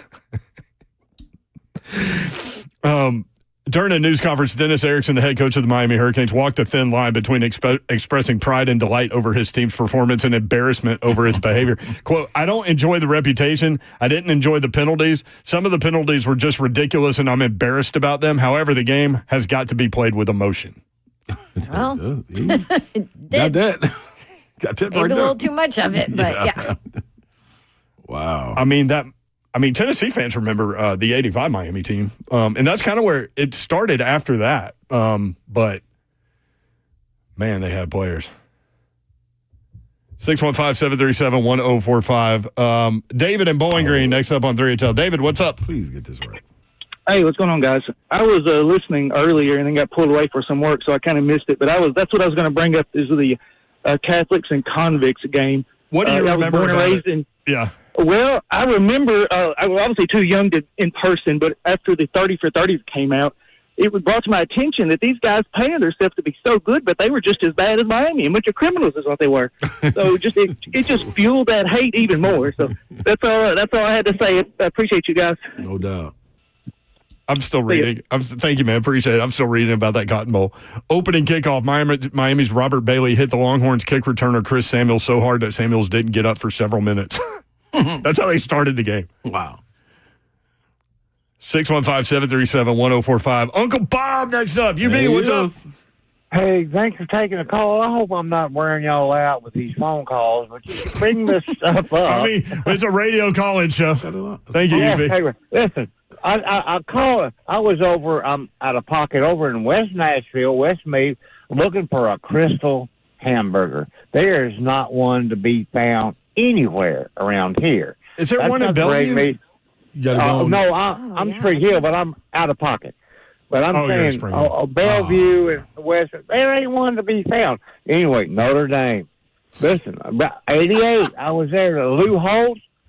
I'm careful. I can say that on radio. And Jerome Bettis, he bust that thing right up the middle, and then ended up Rocket.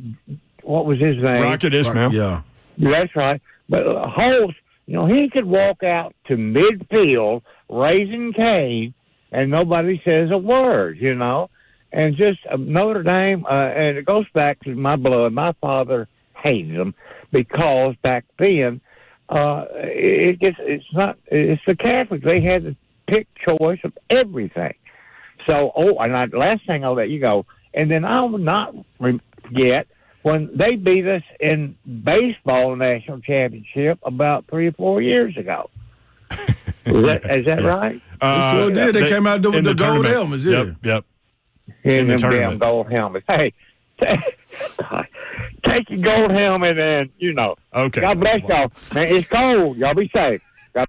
Uncle Bob followed up with the God bless you after that. That's what I'm talking about. That was a wide-ranging phone call right there. Yeah, I like that right there. You can shove the gold helmets right up your... Yeah, God bless you. God bless you. That's like bless her heart. That's Uncle Bob's version of, bless her heart. She's awful. That was good. She's dumber than a bag of hammers. God love her. God love her. That's what you use all the time. Yeah. Bless her heart. Hurricanes in that game, Cotton Bowl. In the first half, 10 penalties for 132 yards. In the first half. Man, that's funny. That's tough. So I just want a good game. I need that. I know somebody in the chat was like, I root for the team I bet on. I'm like, that makes sense. I just haven't bet on it yet. But I just want a good game. Give us a good national championship game because I feel like we deserve it. I think Notre Dame can do that. Yeah, I think Notre Dame can do that. Despite the 8.5. I'm kind of leaning I on. really think they can. On Slay with that. My only thing is like, man, if Jeremiah Smith gets loose a couple times, like, or Egba, like, I mean, they've just got so many weapons. Plenty of them. Quinshon. The one that's pulling me over to not root for Ohio State, but to be like, man, you know what? I wouldn't feel bad about him getting a chip. What's my guy's name, number 33? That's from Ohio State, grew up a Buckeyes fan. Is that the Sawyer guy? Yeah, Jack Sawyer. That's it. Dog, how great was that story against Texas? When he gets the sack fumble and runs it in for the touchdown to end the game, separation score in the game, and cover. Yeah. But Quinn Ewers was his roommate when Ewers was at Ohio State. How great is that story? Yes, that's dope.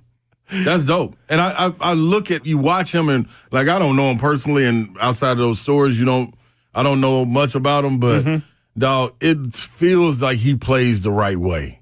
You know what I'm saying? Like, I'd be like, you know what? I'm cool with him being the captain of our team.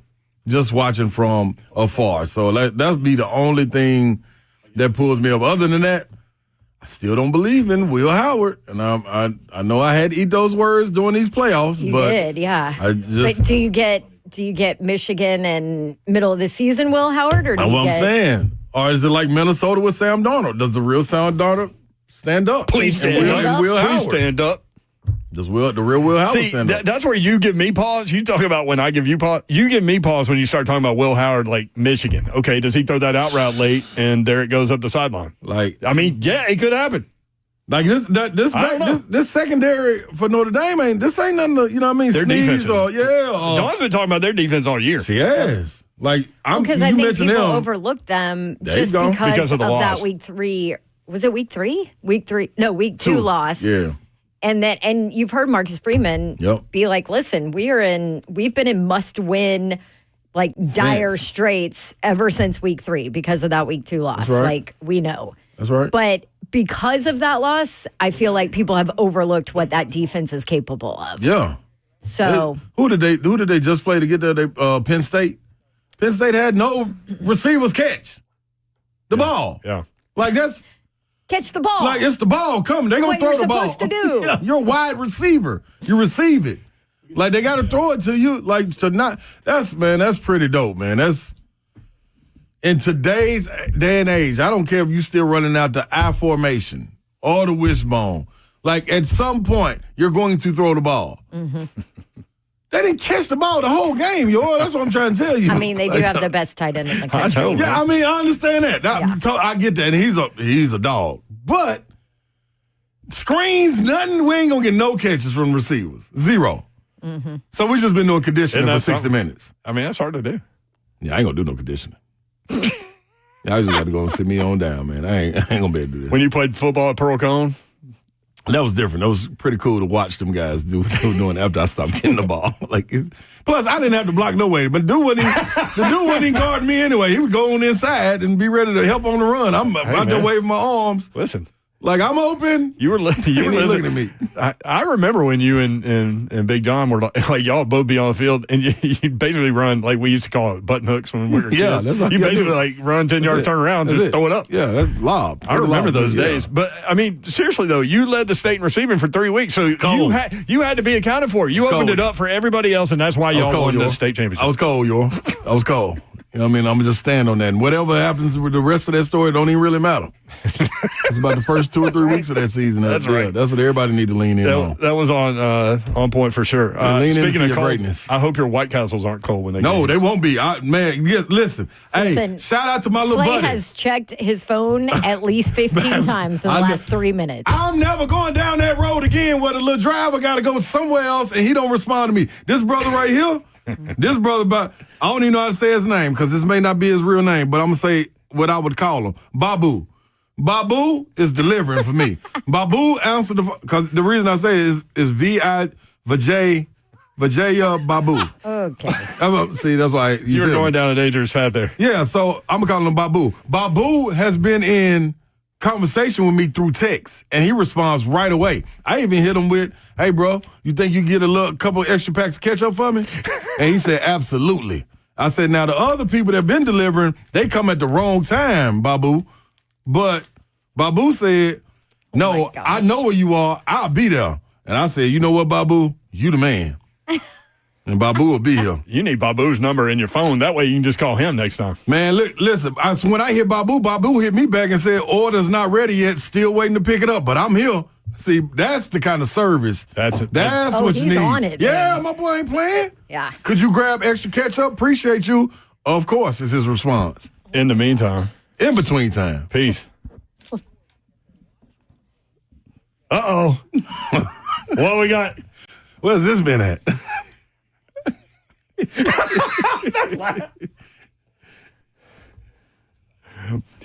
Okay. I really have no idea if this is going to be funny. I haven't even heard it. This is even better. This is Zev. Zev's like, I don't know. Bama fan calls into C-SPAN during inauguration coverage, complaining about Bama not being in the playoffs. Wait, C-SPAN takes calls? No, I've never known this. Never known this. I got to hear this. This may or may not be C-SPAN funny. takes calls during the inauguration? This may or may not be funny, literally. I have no idea. All right, Zev, hit it.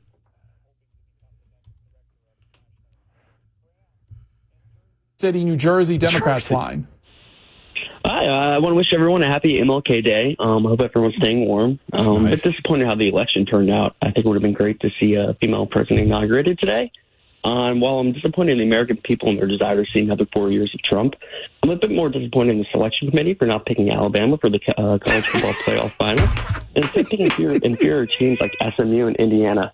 Truly dark times in America. Okay. Graham there. They cut him off. The president's hopeful cabinet. They cut him off. Oh, it's so good. I love college football. I love political guy. And No idea. He started it so on brand for them, calling on the Democratic line. He was right there, I'm disappointed in the American people, but I'm really disappointed that Alabama didn't get in. All right, I'm going to go ahead and vote for everybody on that one. Yeah. Good job, I Joe. love that. College football is king. You know they cut him off because they had no idea what he was talking about. That's what I love about political guy right there. But you talked about it when leading into the that's show, amazing. where it falls in the South. As far I guarantee he's from the South. Oh, You know no he is doubt. talking about No Alabama. He said Jersey City, Jersey. I don't believe it. There ain't no he way. ain't from Oh, that's so good. That's a throw off. Oh, man. Jael on point today. SEC, it just means more. There you go. That's right. Hey, man, it's MLK Day. We I call him appreciate you, C-SPAN. Jael. That's what's up. Yeah, we're getting together today. Although I will say his whole inferior team like Indiana, the only two teams Indiana lost to are playing tonight. Yeah, that's very true. Michelle said Wow, I didn't think hilarious about in that. all caps. Zach, can y'all post that online or on your tweeter? Jonathan I'll go says, retweet it. So Jonathan good. says amazing. Oh, my God. DHB said he probably thought he was on Feinbaum.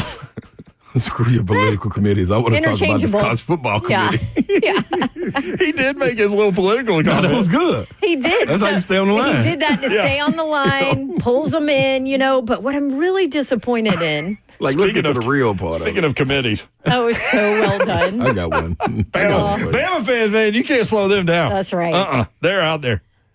Oh, this is so High good. tide. High tide. That was great. By the way, I didn't even think about this, but I told y'all this. I love that commercial, but I didn't think about it from a Bama fan perspective. And I talked to a buddy of mine that's a Bama fan. He's like, come on, man. They're making fun of Alabama fans just becoming an Alabama fan because they win. Yeah. And I'm like, Did you not get that? I didn't. I just thought that, this guy, look, he's trying to fit in and he doesn't know any better. I mean, it's not like they're wrong. But you ain't wrong. But I didn't, to be fair to me, I didn't notice that she pulled the price tag off his hat until just recently. Oh, I don't think I've noticed that either. The guy saying high tide. That makes it even funnier. She's like, it's roll tide. And then she pulls the price tag off his hat. Which a lot of people leave the tag on anyway. What's the latest with Babu? Is he good? Babu would be here in the range of from 440 to 442, and I can probably... That's right during our break. Babu know what he doing. That's what I'm trying to tell you. Babu probably listening to the show right now. Shout out, Babu. What did you just tell me in my ear, Jeff? Break. 615-737-1045. We'll see if Slate Dog has White Castle when we come back. Talk more about Everybody gets White Castle. college football. For you and you. National title and maybe get into those 4 games that happened this weekend in the NFL. Yes. 615-737-1045.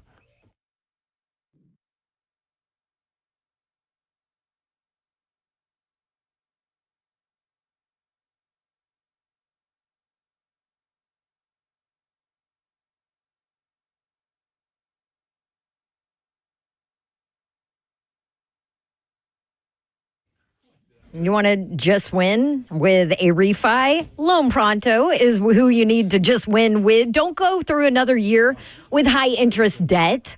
Let Loan Pronto wipe it all out now. Rapid Equity Loan. You can pay off all of your credit cards or tackle a home improvement project you want to do. Get cash in your pocket fast and do it with Loan Pronto with no appraisals, no paperwork, no waiting. They have an AI-driven technology that gets you approved and funded in as little as 1 day. They always send me examples of some of their clients in our area, and Loan Pronto's AI-driven tech got one client $150,000 approved in under 24 hours, paid off credit cards, 2 cars, and a personal loan, and then saved over $1,500 per month. Low fixed rates, lightning fast transfers. You can do it too. Consolidate debt, improve your home, take control of your finances. Don't wait. Call Loan Pronto now, 615-499-5780, or visit loanpronto.com. Get your free quote now with no hard credit pull. That's loanpronto.com at 615-499-5780. I've worked with Roger Moore, the owner and the founder of Loan Pronto. He's great. They'll take care of you. Loanpronto.com. Equal housing lender, NMLS 1661781. Subject to lender approval, NMLSconsumeraccess.org.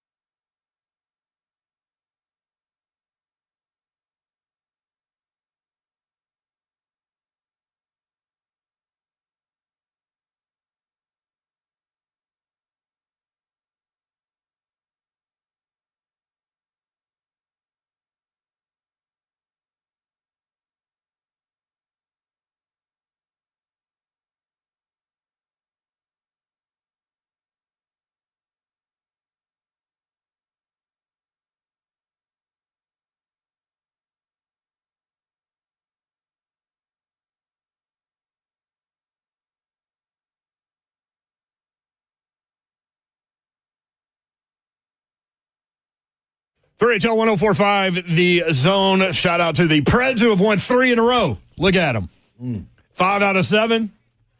Let's go. Congrats, Philip Forsberg, for being Philip Forsberg. 615-737-1045. Run This Town is always the Pred song, right? To me. To me, too. Dude, during that Stanley Cup run, when they would play that song so before the game, fun. I mean, I get chills even thinking about it. And they would do all the light show and the bands that lit up, and God, that place was just energy. Rocking. So let's get back to that. Yeah. Come on. Yep. Y'all just keep winning. Yeah. Keep winning. 615-737-1045. Babu came through. Babu came all the way through. I had to, I went downstairs with Slay to go see what Babu was up to. Babu was coming through. That's what he drove by. He had the biggest smile on his face, this guy. And Slay Dog started talking to him like, thank you, and all this stuff. And he's smiling, and Slay goes, you listen to 1045? We're like, what? And he looked at you like, what are you talking about? Yeah, what in the world? I said, you probably want to listen. We're talking about you. On the radio. Yeah, have a good time with us. Did you tell him to go put it on? Yeah, probably not, though. Like he was more focused on his job doing what he's supposed to do. Well, good. Yeah, that's what I said, too. Props to him. It is a very cold Martin Luther King Day. I did go down the other little rabbit hole, though, and got me try this Sloppy Joe sandwich. Ew. It may not be nothing. That sounds Sloppy awful. Joe like we used to have in school? I thought. Remember Sloppy Joe Day? Did I give you the Sloppy Joe? No. No Sloppy Joe here. No thanks. I would give it Smells right like back. onions in here, by the way. Oh, yes. That's the crazy smell. Wait till the morning crew gets in. Oh, they're going to be like, what Kayla, have they done? 6 in the morning. When do they get here? They get here like 3, like you did? No. What time do they go on the air? I don't know, but this vacuum sealed door is going to keep this. Talking about the morning show? Yeah. 6 a.m. Yeah. Well, I know what time they start. Well, But, Don asked. I didn't. oh, Do you think I'm ever up that early nowadays? Well, I am up at 7. I thought you were. I thought you were asking him what time do they get here. No. What time do they go on? If they go on at 6, they probably get here at like 5:30. Literally right? every Thursday when I have Ramon on and I bring him on, I go Ramon Kayla Will 6 to 10 weekday mornings. Well, I don't listen to you. Still don't know. I know this. I listen to them on my way to the airport when I have that early morning flight. Yeah. I'll catch the very beginning of the show when they first come on. I know this. It's going to smell like onions in the morning. Good. Because that soundproof door is going to keep all the onion smell in Yes, here. it is. I might And put one up Van, under the it's table. a holiday, so Van's not here today. Mm-hmm. Our guy Van. Oh, yeah. You're going to put one under the table. Sneak one up under the table. That's something Bert would do to Buck. Yeah. Well, what does it smell like onions? Somebody left a White Castle on the table. Why does it smell like onions? Mm-hmm. That's my Buck imitation. Was that good? That was solid. Yeah, that was pretty good. Titans have a new special teams coordinator, John Bones Fossil. Hallelujah! Hallelujah! Hallelujah! Hallelujah! Thank you, Babsy. Yeah, sorry. It sounded a lot like Carrie Underwood today. Oh, yeah. Can we talk about her? Yeah. She is a badass. Listen, there's no political thing to this at all. Zero. She okay? This delivered. is just matter of fact. So Carrie Underwood was going to sing, what was she singing? America the Beautiful? Yes. And the sound machine thing failed. Right. So a lot of artists, I think, at that point would have just stood there and waited until they fixed everything. Mm-hmm. This chick waited like 2 seconds, and she goes, I got this. She's like looking at the guy, and he's telling her we're having technical issues, and she shakes her head, and she goes, I'll just sing it. Acapella? Yeah. Acapella. And I'm sorry, her voice It's is incredible. just She's a different animal. beautiful. And she goes, hey, if anybody knows it out here, go ahead and help me. And people did say, Beautiful. Yeah. I mean, just hit it. I mean, pitch perfect. Oh, she's amazing. That's what we do There's here in not a lot. Nashville. There are not a lot of artists that can do that. No. And I Because- know it wasn't like a really long song or long bit or anything like that, but there was no panic. She's just We've like, talked about this "Meh, before. I can just sing it. A lot of artists get crushed for having what you call it, tracks played during their concerts Yep. or whatever, or if they're live programming or whatever, or lip syncing, or they're in the Mariah Carey. studio and they're using the box. Right. Mix minus. So There was another time where that happened. It happened right in front of me. I couldn't remember if you were with 3HO yet or not, Dawn, but Beyonce was the musical performer at the Super Bowl. Mm-hmm. So the Beyonce press conference happened right as there was controversy about her using tracks behind her voice during shows or whatever. And she walked out to the podium and didn't say a word and sang the national anthem with no music. Yep. And it was phenomenal. And everybody went, I'm getting chills thinking about it. Everybody went crazy. With her voice. Standing ovation, all this stuff. And she goes, y'all got any questions? I was like, no. There's one you won't ask. Yeah, I can guarantee that. And it better be about singing. Sheesh. I guess some people got an angelic voice, been touched by an angel. So then, sometimes, like they do that press conference every year. Like we went we saw Dre and Snoop and Mary J. That was a good one. That was incredible. We missed Rihanna. Your girl. We missed Riri. And so I was thinking about the Beyonce thing in advance of the Riri thing, and this is why I can't believe that we missed it, because so Beyonce, not only did she do that press conference, her ass walked out on Radio Row. I haven't seen it since. But she walked on Radio Row and did some radio shows. I'm like, Beyonce is sitting right, like she walked right next to me. What was the Super Bowl that year? I don't remember. Maybe New Orleans? Mm. Maybe New York. Maybe New York. She did the halftime in New Orleans. That's when it was then. Yep. Because remember the power went out. San Francisco and Ravens. Oh, that's right. Mm-hmm.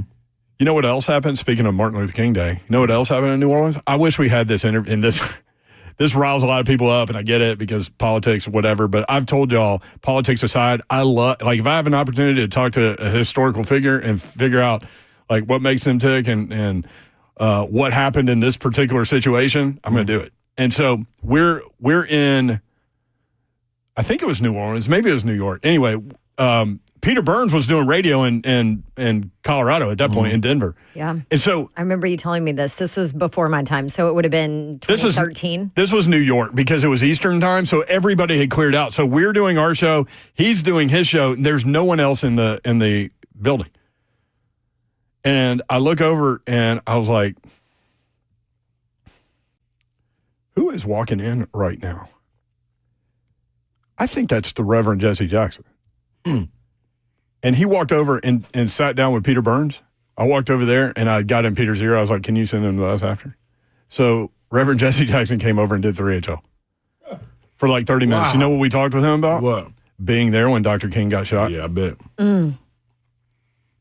And think what you want about him or whatever. That's a guy that was involved in all of that, knew all of it, was there when it happened, and could tell that story better than anyone.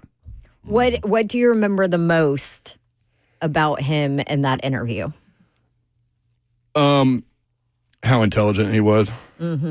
And he, a guy like that, sometimes you sit and talk with someone and you're conversing with them, but you understand they're really not there. You know what I mean? Yeah. He was in the moment. He was present in the moment. Yeah. And he answered every question we had, and he just said, hearing the shots. He'll never forget hearing the shots. That's tough. And then he kind of walked through everything. I wish we still had that interview. Zeph, look for it. Find that, Zeph. Remember we lost our system or switch system, and that so one might be on the everything internet somewhere, though. got wiped out. Yeah. That's a good thing about streaming. It's always So Beyonce did 2013 was where she was the headliner, but she also made an appearance in 2016. Yep. In San Francisco. So I saw that one. That's the one Super Bowl I went to. Because we had found out that Peyton Manning was going to retire after that game. So I was like, we got to go watch this. And so that Super Bowl was kind of a compilation. And there was some, Zeph found it. There was some controversy with whatever Beyonce did, but like being in the building, you didn't understand what it was. Like I had no idea until I got out of the building and saw all the social media stuff. But how long was that interview, Zell? With Jesse Jackson? It might be a good Martin Luther King Day. Yeah, that's what I was going to say. Right. Like, this, I mean, this if is there's perfect time. any day to play it would be today. Then after, I do want to swing back around later and talk about what you were talking, because I missed it. I was listening to y'all coming in. I was going to ask you this question. What? So here's my question on Jayden Daniels. Oh, yeah. Watching the success of this guy and how calm he is, and I love they ask him, how are you so calm as a rookie quarterback in these moments? He said, my Lord and Savior Jesus Christ. Is that right? Mm-hmm. So I was wondering while I was watching him, and now he's only the second quarterback to beat a number 1 seed in the NFL playoffs. The only other time it happened was Joe Flacco against the Titans. Yeah. Unfortunately. Yeah. But I was thinking about Titan fan perspective. Does Jayden Daniels and his performance and what they've been able to do with him at quarterback make you want a quarterback even more with the first pick? Or has it swung you from not wanting a quarterback to wanting a quarterback? This guy, Washington, y'all, won 4 games last year. Yeah. And now they're in the NFC Championship game for the first time since 1991. Right. That is a quick freaking turnaround, in large part due to a rookie quarterback. So does that make you want Cam Ward or Shedeur Sanders more, or does it make you want them? That was kind of the question. So you want to answer that when we come back? Can't wait. All right, 615-737-1045.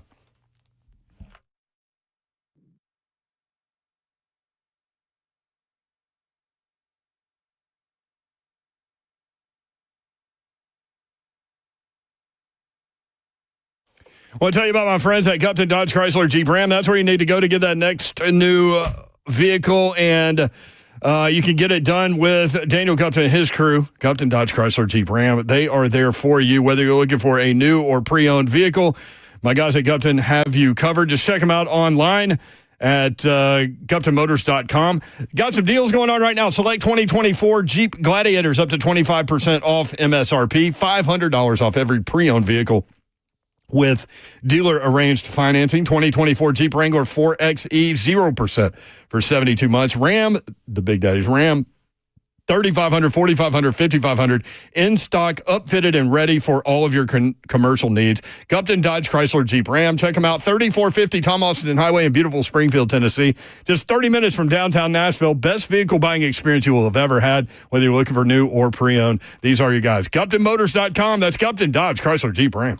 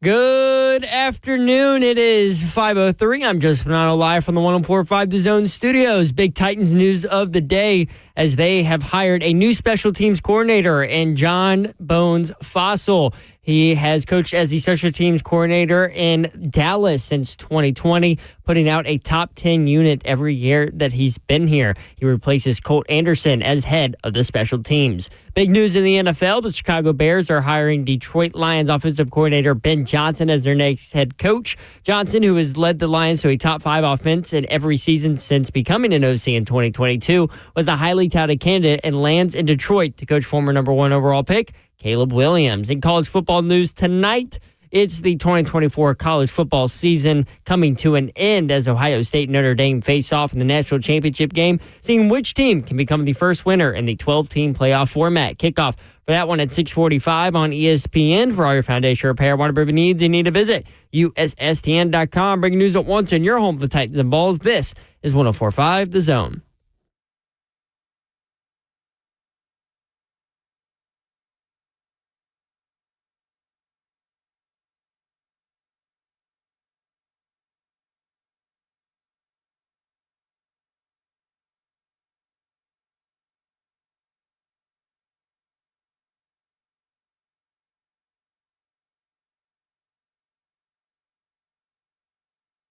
Three HL 104.5 The Zone. Britt Doherty, Don Davenport with you. Oh, there she is. She's not Davenport right What there. up? Let's go. Actually ain't bad. I'll tell you what's not bunk. It's National Championship Day, people. Hey, let's go, baby. Yes, I love it. Can't So, wait. Slay Dog ordered White Castle. Babu brought him to him. My guy, Babu. I'm in the building. Babu's in the building. Thanks, Babu. Babu, you said Babu is on his game. That was Babu is all the way. He's known for delivering. Our stuff was hot. That's what I'm saying. Babu knows what to do to come through. You had choices too. It was like I've only had White Castle one time. Bab said she'd never had it sober. Mm-hmm. Really good. No, I'm telling you, man. They know what they're doing. And I just said I'm not going to try to sloppy Joe. Yeah. I'm lying. You're going to try You're it. getting on an airplane. That could have some ill effect on you. No, you totally. It's a short flight. Mm-hmm. You totally need to try it because I need to hear. But Slay can't fit in an airplane bathroom. No, he can't because I. You can't. know what? It's okay. It's solid. Me being a sloppy Joe connoisseur, yeah, because this is my lane. Like, there's a couple things I make. Sloppy Joe. Oh, you do? Oh, I hadn't had one literally since high school. Oh, my green peppers and onions, I take my time, boy, and put them bad boys together. But you remind me of Eddie Murphy's skit about his grandma making a hamburger all fat. With green peppers and onions. Can't you just make it thin like McDonald's? No, we don't want it like that. It ain't saucy enough for one. It is sloppy, but it's missing like some sloppiness. Yeah, and like something to put it over the top. It's just like Joe. It's like a regular old Joe sandwich. That's what they should call it. Not a sloppy Joe. Yeah, that's a regular Joe. Mm-hmm. It's cool. It ain't nothing I eat. You had chicken rings too. Babs, what do you think about White Castle? Sober White Castle. It's fine. Babs, don't do it like that. Don't do it like that. I think Crystal's probably better. Oh, okay. Well, we're going to have to eat off. We're going to have us eat off. By the way, it is Martin Luther King Day. And I just randomly thought about our conversation on 3HL with Jesse Jackson many years ago. And I think it was me and Blaine and Clay Travis. Zeph found it. And so Zeph found him telling the story of Martin Luther King getting shot. And Jesse Jackson was right there on the porch. You can see him in the pictures. And again, not to be political or anything, but that's one of the bigger historical moments in this country's history. So yeah. Plus, it's Martin Luther King Day, yo. It is Martin Luther King Day. I mean, so stop apologizing. Yeah, like so we're gonna play that at 5:45. So you can hear from the man there. 615-737-1045. What did you think about Slay Dog's here? Sorry. I'm in a bit. Those chicken rings do look good. Can I see it? I just want to see what it looks like. Right. How do they make it into a ring? That's a weird chicken. It's thin. It's thin. And it's not too much breading. Right. It's actually pretty good. Thank you, Babs. Yeah. So they're actually like circular chickens running around that are thin? Or like on a diet? Thin mint chicken. You think White Castle has their own supply of like ring chicken that we just don't know ring about? Chicken. They just run around? Hey, you never know. Hey, listen, that's another one. You don't want to know how it's made. Right, just eat it's it. like hot dogs. if Just eat it and rock on. Hot dogs, all you got to do is go all beef. Make sure it says all beef, and then you get all the other stuff out of it. Really? Mm-hmm. Never knew that. Yeah, but if White Castle has like little ring chickens running around, all they got to do is cut the feet off, cut the head off. You're good. Ural. Right. Move along. Thank you. Ural. He's not done eating. Yes. Oh, sorry. Yeah. I thought you could fight. Like I'm not. You're professionally. Nah, I'm a salsa though. So start seeing little things and stuff.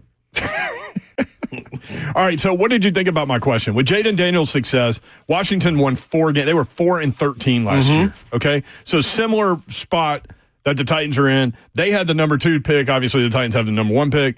They take Jayden Daniels number 2, and it changes the entire organization. Yes. And now they're 1 win away from the Super Bowl with a rookie quarterback. So does that make you want quarterback more because of that success in Washington? Yes, if pieces to me were fitting around it. Now, this is what you got to understand, too. A lot of things were shifting for Washington before Jayden Daniels walked into. Ownership being one. I mean, a main one. Coaching being another. And also being able to go get guys that specialize in what they do and they do it well. Like Dan Quinn. Yeah, pieces. And then the pieces that the players that are around them. So what you see in Jayden Daniels, that does not make me want a quarterback more. That makes me want to. That lets me know what we're missing for sure. But to think that one of these guys can be that right away in the rookie year, nah. I think what we saw in Jayden Daniels coming out of college, we were all. Well, I know me. I'm gonna speak for me. We were out on Jayden Daniels, especially his junior year. Like I'm like, dog, this is the guy they keep on raving about. When we get our guy, what's our guy name from New Orleans that we get to call in? Mike Detillier. When we get Detillier was like, man, no, I'm telling you, he's going to be a guy, this, that, and the other. And I'm like, nah. Never. You did kind of come around, though, because of the Tennessee game. So the Tennessee week, that's when Brian Kelly said he's got to learn to throw throw his receivers open, not wait for them to be high school open. Mm-hmm. And ever since that moment, he actually played okay in that game, threw for a ton of yards, but it was a different deal. But after that, he became himself. Yes, absolutely. And he started to realize what his weapons are. If you got weapons like that, you give them a chance to go make plays. He did that, which also I thought built confidence for him to get ready to walk into the league. Then the other things with him as far as, and I think what was great also was having a guy like Mariota who's been there. You know what I mean? As small as that may seem, but to be able to have a guy walk that path with you. And he's so calm. You know what I mean? That's different. Yeah. He's been through it. He understands what the pressure that you're going to have. And then I also think, too, that you got to have a little bit of luck involved. They've had some luck throughout the year. So that makes me want a quarterback. That doesn't make me believe that if we take one of these quarterbacks, we're going to get that kind of production. So that was my next question. So is Shedeur Sanders or Cam Ward that guy that can insert this dude, build around him? Like they need a right tackle. They're going to draft one high. And just go from there, and they immediately become better? They could be, but for me, that would make me go into it saying that I automatically believe in Brian Callahan after what I saw this year. And I'm not saying I don't believe in him, but Cliff Kingsbury is proven as far as being a wizard when it comes to just offense. No question. He can do that. Now, head coach, something different. Deal. Maybe something different for Brian Callahan if he took another job right away and was just an OC. You know what I'm saying? Interesting point. So you never know. But it's a lot of right pieces in there for me. That's just me personally. That is true, but I mean, I'm already on record as saying I want Cam Ward. I want a quarterback. You are. So it doesn't change my thinking at all, but I'd be glad to pull as an example of why. You can't help. Right. You cannot help but take notice of 4-13 to the NFC Championship. You cannot. No question. Go to Houston. Look at Houston with CJ Stroud. 3-13-1. Next year they win a play. They win the division and win a playoff. That's right. Yep. What did all those teams have in place though? They had real live pieces that they were able to build throughout the draft, and we haven't had that. We've missed in the draft. Defensive pieces too. Yeah, like we've missed. You know what I'm saying? Like, who are you? But maybe times. over and over. Yeah. Maybe Pollard is Brian Robinson. Maybe Scary Terry is Calvin Ridley. Maybe not down there at all. Not down there at all. I'm just saying. But the offensive line needs to, obviously. And the coaching. Obviously. So play Jael calling. said Daniels said he practices with the virtual glasses to practice situational things. I saw It's that. funny because I remember when Drew Lock was at Missouri. Remember his coming into his last year, what a big step he took. Yeah. And Derek Dooley was there. He was his OC. And so a lot of the credit went to Dooley and all that. But that was kind of right when those virtual glasses came out. And so I remember Drew Lock being like, this was a game changer for me because I'm a see it, whatever kind of guy. And some That's how players are like that. Like you have to be able to see it. I mean, doing you our know. little job, like I have to write it out. Like Right. I have to see it. Yeah. You know? So I'm not going to put it all on the glasses because let's look at where Drew Lock is right now. But He did all right, though. Yeah. Now, come to think of it. well, I've got a pair of I got a virtual reality headset. So I have no doubt. I'm gonna bring it in and let you guys play I have the pro era game where you play as quarterback. I'm gonna let you guys play. I'll bring it in one day. Oh, wow. That's what pretty cool. Orlovsky does We that. have them, yeah. Orlovsky does that on ESPN, Yeah, and he right? looks like a fool. Yeah. He looks like a fool because we don't have the sound on, so we're just Right. watching this guy with a headset on. Yeah. Orlovsky's the guy before the draft, and he'll tell you that he said Chicago should take Jayden Daniels with the first pick. I mean, you can always find somebody who is right and somebody who's wrong. Oh, for sure. And that same person is going to be right on one guy and wrong on Yeah, absolutely. In Five that same others. draft. yeah, like you go Cam Ward, I'll say Shador Sanders, and then he goes Travis Hunter. Neither one of them. Yeah, Right. exactly. And then somebody's gonna be right, somebody's gonna be wrong. Exactly. Speaking of the Bears, Ben Johnson to the Bears. So the guy that everybody wanted, the offensive genius of the season, What was that, 2 years It's going ago? to be goes to the Bears. fascinating to watch. Yeah. Supposedly, Caleb Williams wanted him as coach. So I mean, I would. right.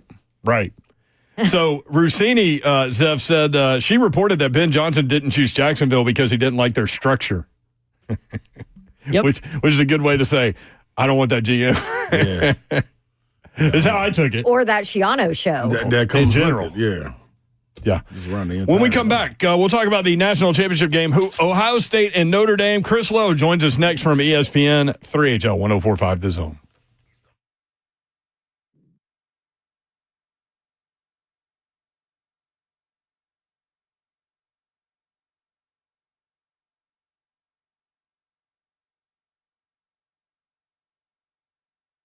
All right, I need to talk to all the men listening to me right now, and I got a question for you. How are things going in the bedroom? You know what I mean? And are you happy? Is your partner happy? Are you noticing some differences? A lack of desire, energy, performance issues. Did you know that half of men will struggle with erectile dysfunction at some point in their lives? Half. That's it, half. But that doesn't have to be normal for you. Nope, there is a way to go on and get that out of the way. Go to Game Day Men's Health.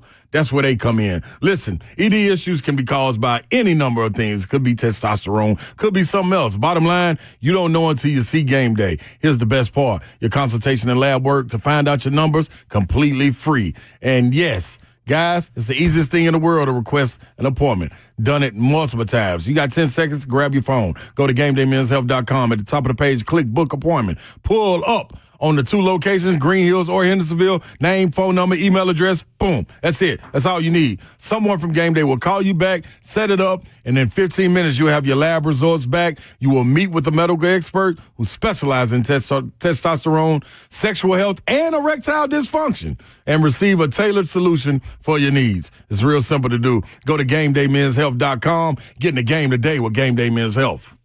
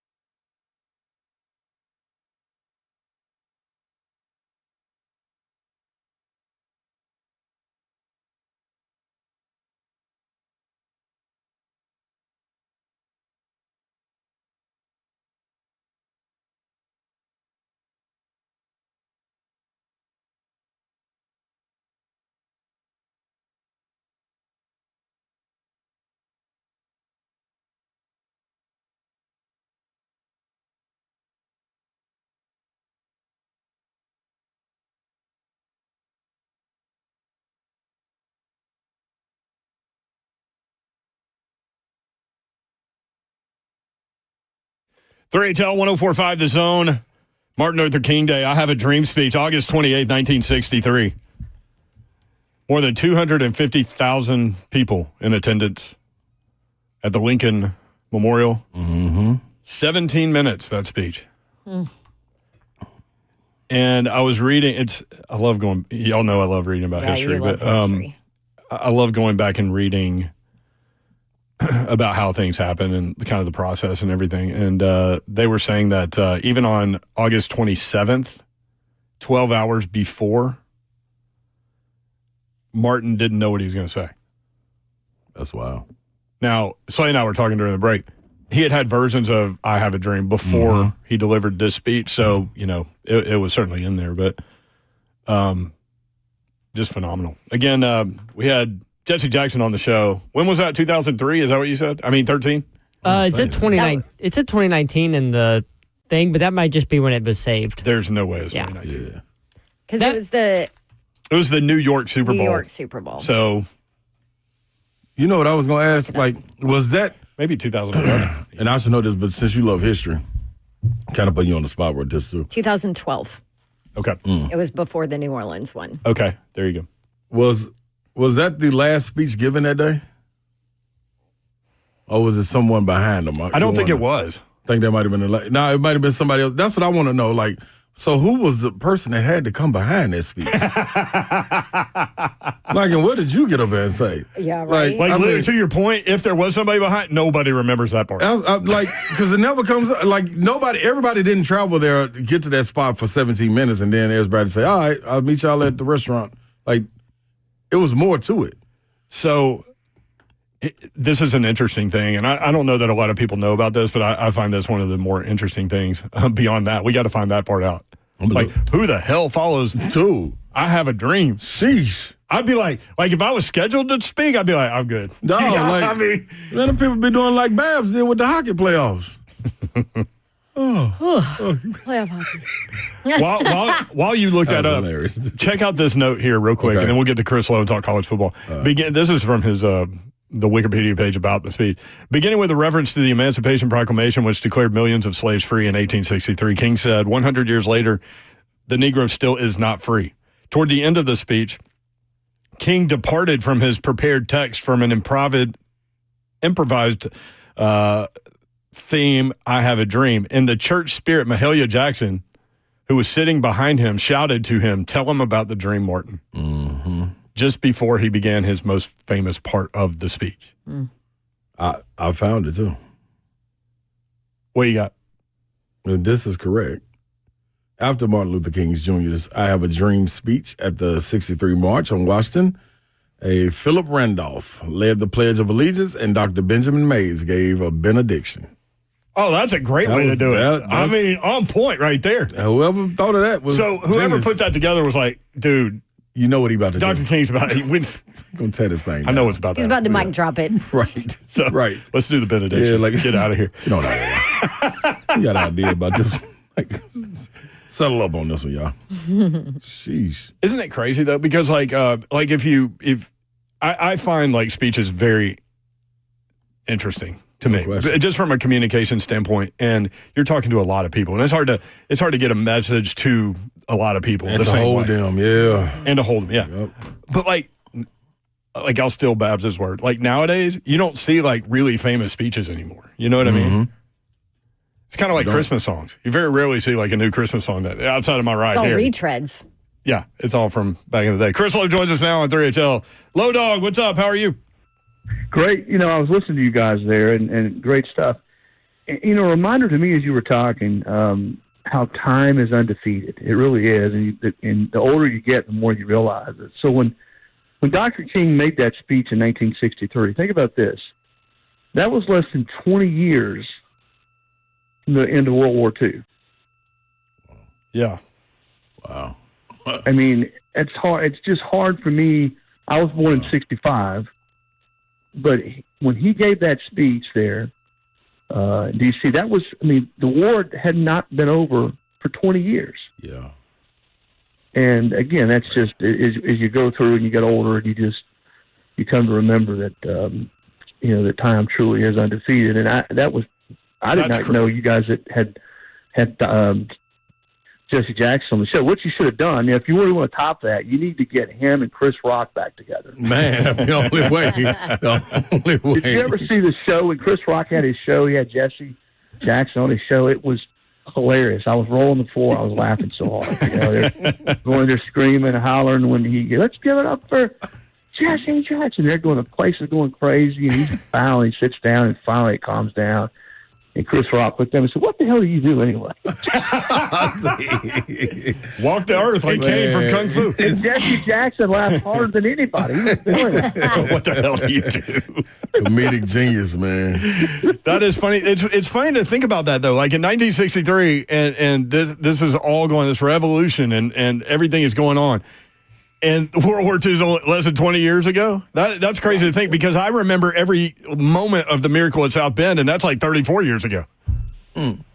Yeah, and it's just, again, you start, again, for those who are a lot younger than me, just be ready, because when you start getting older, you realize just how, as I said, I don't want to repeat myself, but just how undefeated time is. But no, that was, it's hard to believe it was, again, I was born 2 years later after that speech, and I was born during a time, a pretty tumultuous time. I was born when busing was going on in my elementary school. You were busing across town to different schools to try to achieve racial equality, and as you might imagine, there was a ton of opposition to that in white neighborhoods and some in black. But it was just, I sort of lived through that time. I started elementary school in 71.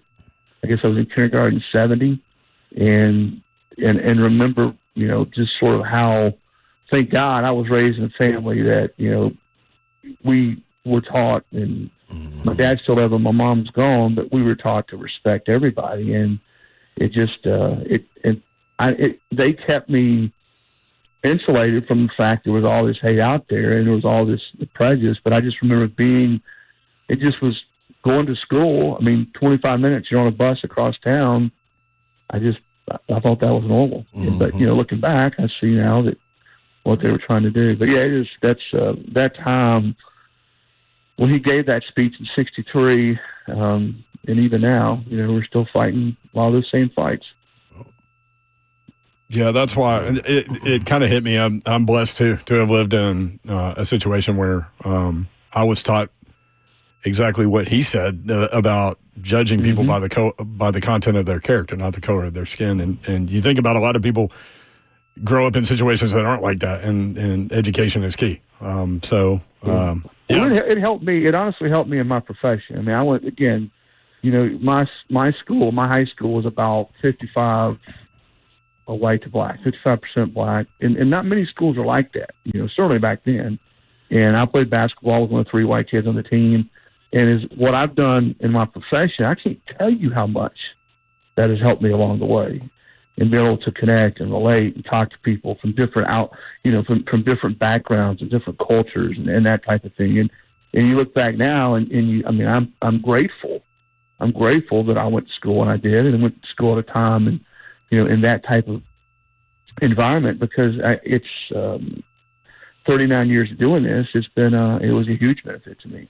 Ramon Foster in the chat, preach low, he writes, in all caps.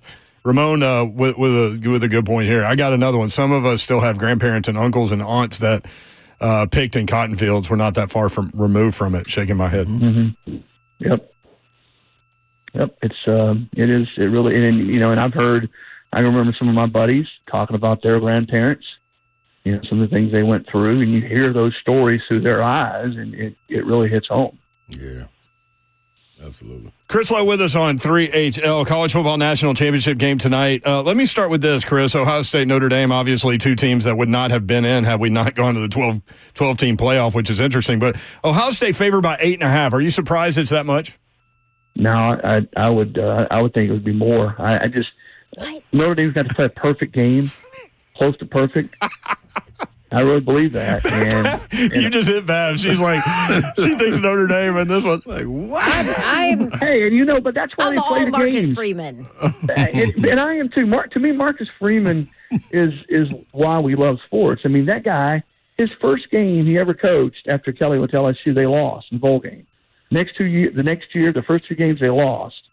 So he's 0-3 right out of the gate. And you're saying, can this guy get it done? Is he too young? Is he ready? Should they have promoted? Yeah, now here we are. A few years later, he's got his team in the national championship game. And, I love those types of journeys. I just think Ohio State has had, and I've told you guys, I know it sounds like a broken record, spent a lot of time with them, around them in the postseason. They have that look in their eye, and they've got the talent level to where, and Slay plays at the highest level, man, usually when you get on these stages, talent always rises to the top. And they've got talent and they've got experience. They've got senior leadership, fifth-year seniors, fourth-year seniors, and, man, they've been pissed off ever since they lost to Michigan. Yeah. They do look like a different team since Michigan. Low Dog Zeph said that Jeremiah Smith has his hamstring wrapped pregame. Uh-oh. Yeah, well, you know what? And coaches are pretty good about keeping stuff under wraps. And, he didn't play. He wasn't very productive in the last game, so who knows? You never know for sure. But that's true. Hey, and think of this, too. We talked about this a lot this year on the show. This is you're talking about 16 games. Yeah. 16 games. No one's ever played. That's right. No one's ever played that many games before. So it takes a while. You sort of got to sort of feel your way through sometimes from a health standpoint and depth standpoint. And that's why depth and having younger guys who haven't played as much. Ohio State's going to have a couple guys. One guy in the offensive line is going to make his second career start tonight at offensive guard. So, it's just new. This is new, uncharted water for a lot of these teams, and you're never going to be at the end of the year 100%. Let's be honest, you're just not. Which is why, again, depth and talent and having younger guys who are talented, maybe just haven't had to play, to have to step up, and experience, to me, in these situations are what count the most. Spot on. Ohio State, Notre Dame, 8-7 going at it tonight. 615-737-1045, always the number. Chris Lowe with us from ESPN.com. All right, so what's the game changer? What? No, we were both doing the same thing like that. No, we both doing it. No, you're cool. What's the game changer? But he's always ladies first. It's so funny. Like, he always yields to you without you even knowing. Thanks, Slay. You're welcome. Such a smart man. No, but seriously, Lo, what's the game changer for Notre Dame tonight then? Because I point to their defense. Yeah, defense and winning special teams. They had the kickoff return that really sort of completely changed the complexion of that game against Georgia. So having a big play in special teams, short fields, Dawn, on offense, where the defense creates some short fields. The way Notre Dame is playing, Ohio State's playing defense right now, they just haven't allowed anybody to drive the football in the postseason. So even the Michigan game that they lost, that's a 13-10 game. So I think that, as you said, creating some turnovers, creating short fields, winning special teams, maybe you block a kick, you return a kick. I think things like that. And then just hope that, that Ohio State doesn't play an A game. I don't think the Buckeyes played an A game last time against Texas. I call it more of a B-plus game, and they still won against a really good, talented Texas team.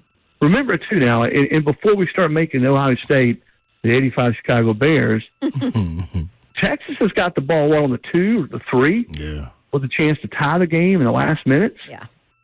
Down a touchdown, and then Sawyer makes the play, strip sack, touchdown, and it's a 14-point game. So that game was hovering there in the balance, in the last few minutes of the game. So I think we all need to remember that, and me included, before we're ready to say that Ohio State's going to just, boat race these guys. I do think, though, that Notre Dame's going to need some help, and you're going to have to, as I said, create some turnovers, make some things happen in special teams. Get it into the second half like Texas did. Get that game into the fourth quarter. And I'll say this, guys, all the pressure's on Ohio State and Ryan Day, I believe, because this is almost like house money in a way for Notre Dame and Marcus Freeman, because you sort of see now that program, I think, is going to take off. They're going to continue to recruit at a high level. Clearly, he connects and relates to players as well as any coach in the country. But for Ohio State, they've already lost to Michigan. None of these players on this roster at Ohio State have ever beaten Michigan. Now, you follow that up and get all the way to the championship game and lose to Notre Dame, it's going to start up all over again in Columbus. So I do think if this game is close in the fourth quarter, then the large majority of the pressure is on the Buckeyes and Ryan Day. I'm right there, CeeLo, along with Babs. And this is where I start to question it a little bit with all the injuries that Notre Dame has had to overcome. That's when the talent part scares me for Ohio State. But we were talking about earlier, is this a situation too? Now, I'm a believer of Will Howard right now, but is this a situation such as Minnesota when they got to the playoffs, the Vikings I'm speaking of, and the real Sam Darnold stepped up and showed who he was? Is this a Will Howard? We under the brightest lights. May try to do a little too much. It's been a kind of a breeze to now because of so many pieces coming together for us. Is it even possible that he could have a little blunder in this game? Well, yeah. I mean, if this thing gets on his shoulders, Slay, and then he has to throw the football, 35 times, and yeah, I mean that's not sort of the way Ohio State has played to this point. I think they did, and Chip Kelly's come out and said they were way too conservative against Michigan. The thing that Howard's done best is he hasn't tried to do too much, and probably better stated, he hasn't had to do too much because you've got the guys.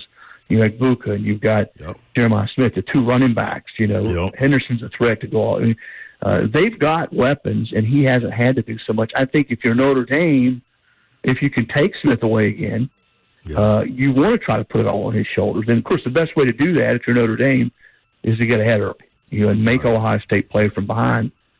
But they haven't had to do that at all in the postseason. That's right. So we'll see. But, yeah, he's experienced. He's played a lot of football. But is he that quarterback? Is he a Cam Ward, a Lamar Jackson, John, and of course those guys in the NFL that can sort of put a team on his back? No, I don't think he is, but he really hasn't had to do that yet. That's right. To this point, but I tell you, I like Notre Dame's how resolute that team has been. And you're right, man. They've had a ton of injuries in the secondary. Their best cornerback went down. Their best defensive tackle went down. They've had injuries in the offensive line. And yet here they are, one game away from winning the national title. That destiny is a real thing. It's a real thing in sports. And you can buy into it for sure. Mm-hmm. Thank you, Chris. Great stuff, man. Appreciate you. Okay, guys. Take care. Thanks, CeeLo. There he is, Chris. I will say I'm alone. Every Monday. I'm with CeeLo, too, though. I do think Ohio State wins. But that's still a lot of points. I'm still taking Notre Dame. When I asked him about the points, he goes, I don't think it's enough. Yeah, that was wild here. Babs spoke for all of us. I said, what? Like, what? Wait a minute. It is Martin Luther King Day when we come back. The Reverend Jesse Jackson was on 3HL in what year did we decide?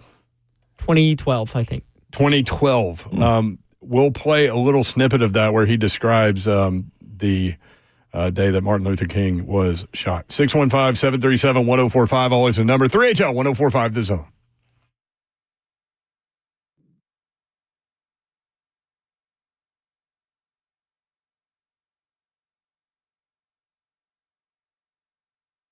If you are often feeling tired, lacking motivation and drive, gaining weight, or noticing a loss of muscle mass, these could all be signs of low testosterone. Don't wait. Find out. At Low T Center, they make it easy to get your levels checked. Just a simple test, and with their on-site lab, you'll get your results back right there. Low T Center, not a typical doctor's office. Their physicians specialize in treating low T with testosterone replacement therapy, or TRT, for each patient. And the experts at Low T Center have more than a decade of experience helping patients, and super important, their personal treatment plans are optimized for each patient. These aren't just basic standard treatments. For current patients, Low T Center offers you a $150 referral credit for each new patient that you refer. And at Low T Center, you can also get your health evaluated for treatment with prescription GLP-1 weight loss medications. So get back to being your best. Go to lowtcenter.com to book your appointment. That is lowtcenter.com. Low T Center, reinventing men's healthcare. All right. I have new windows and doors, and it's made a huge difference in our heat in our house with these freezing cold temperatures right now. And I've noticed the difference, especially downstairs. That's where we put the new windows in. And compared to the other parts of our house, yeah, huge difference. Thanks to Pella Windows and Doors of Nashville, the downstairs is super warm. And maybe that is you. You know you need new windows. You know you need new doors. I actually replaced my windows downstairs because they were warped because of sun exposure. I had bugs coming in my windows. You could feel the heat coming in. And Pella Windows and Doors of Nashville did a phenomenal job. They can do a great job for you, too. And if you tell them you want the Dawn deal, they can give you 50% off qualifying installs and no money down, no interest, no payments for 12 full months. So you have a full year to pay off your windows. 615-249-1910. You can easily schedule a free consultation, too, if you want. Online, check out that offer I just told you about. Just tell them Dawn deal. They'll know what you're talking about. You can do it all online. Pella Windows and Doors of Nashville at PellaNashville.com.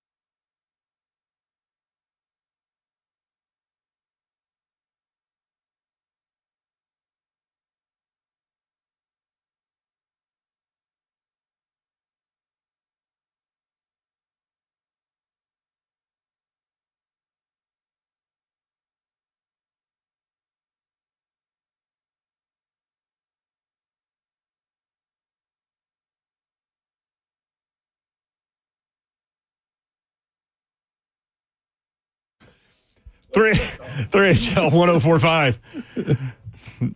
The Zone. There's your boy, Chris Stapleton. That's my guy. What did Travis text us the other day? What's him, Shabuzi, and Jelly Roll. And all in concert at a party at the Super Bowl, but it's the night that we leave. Yeah. So I got a bone to pick with Jelly Roll, y'all. Oh, he was going for 'cause Vandy. He was sitting next to 3 Degree Lee. I'm cool with all that. And I had on the sleigh ride. Candace Story Lee was going to be on the sleigh ride. I'm going to put her on this Saturday, though. Because of everything that she's done as far, like a lot of people don't know what's going on over there. You've been speaking on it for ever since I've been here and being able to have a front row seat to it. But what they've done to the facility, volleyball. Yeah, so it's unbelievable. I got to give her some love. But my thing with Jelly Roll was I'm all for it. Like I celebrate and salute all Nashville sports. Everybody, especially Nashville, but Tennessee in general. Not as much for Memphis, but when I'm talking about the Tigers. But I'm with him cheering. But Jelly Roll threw up the VU.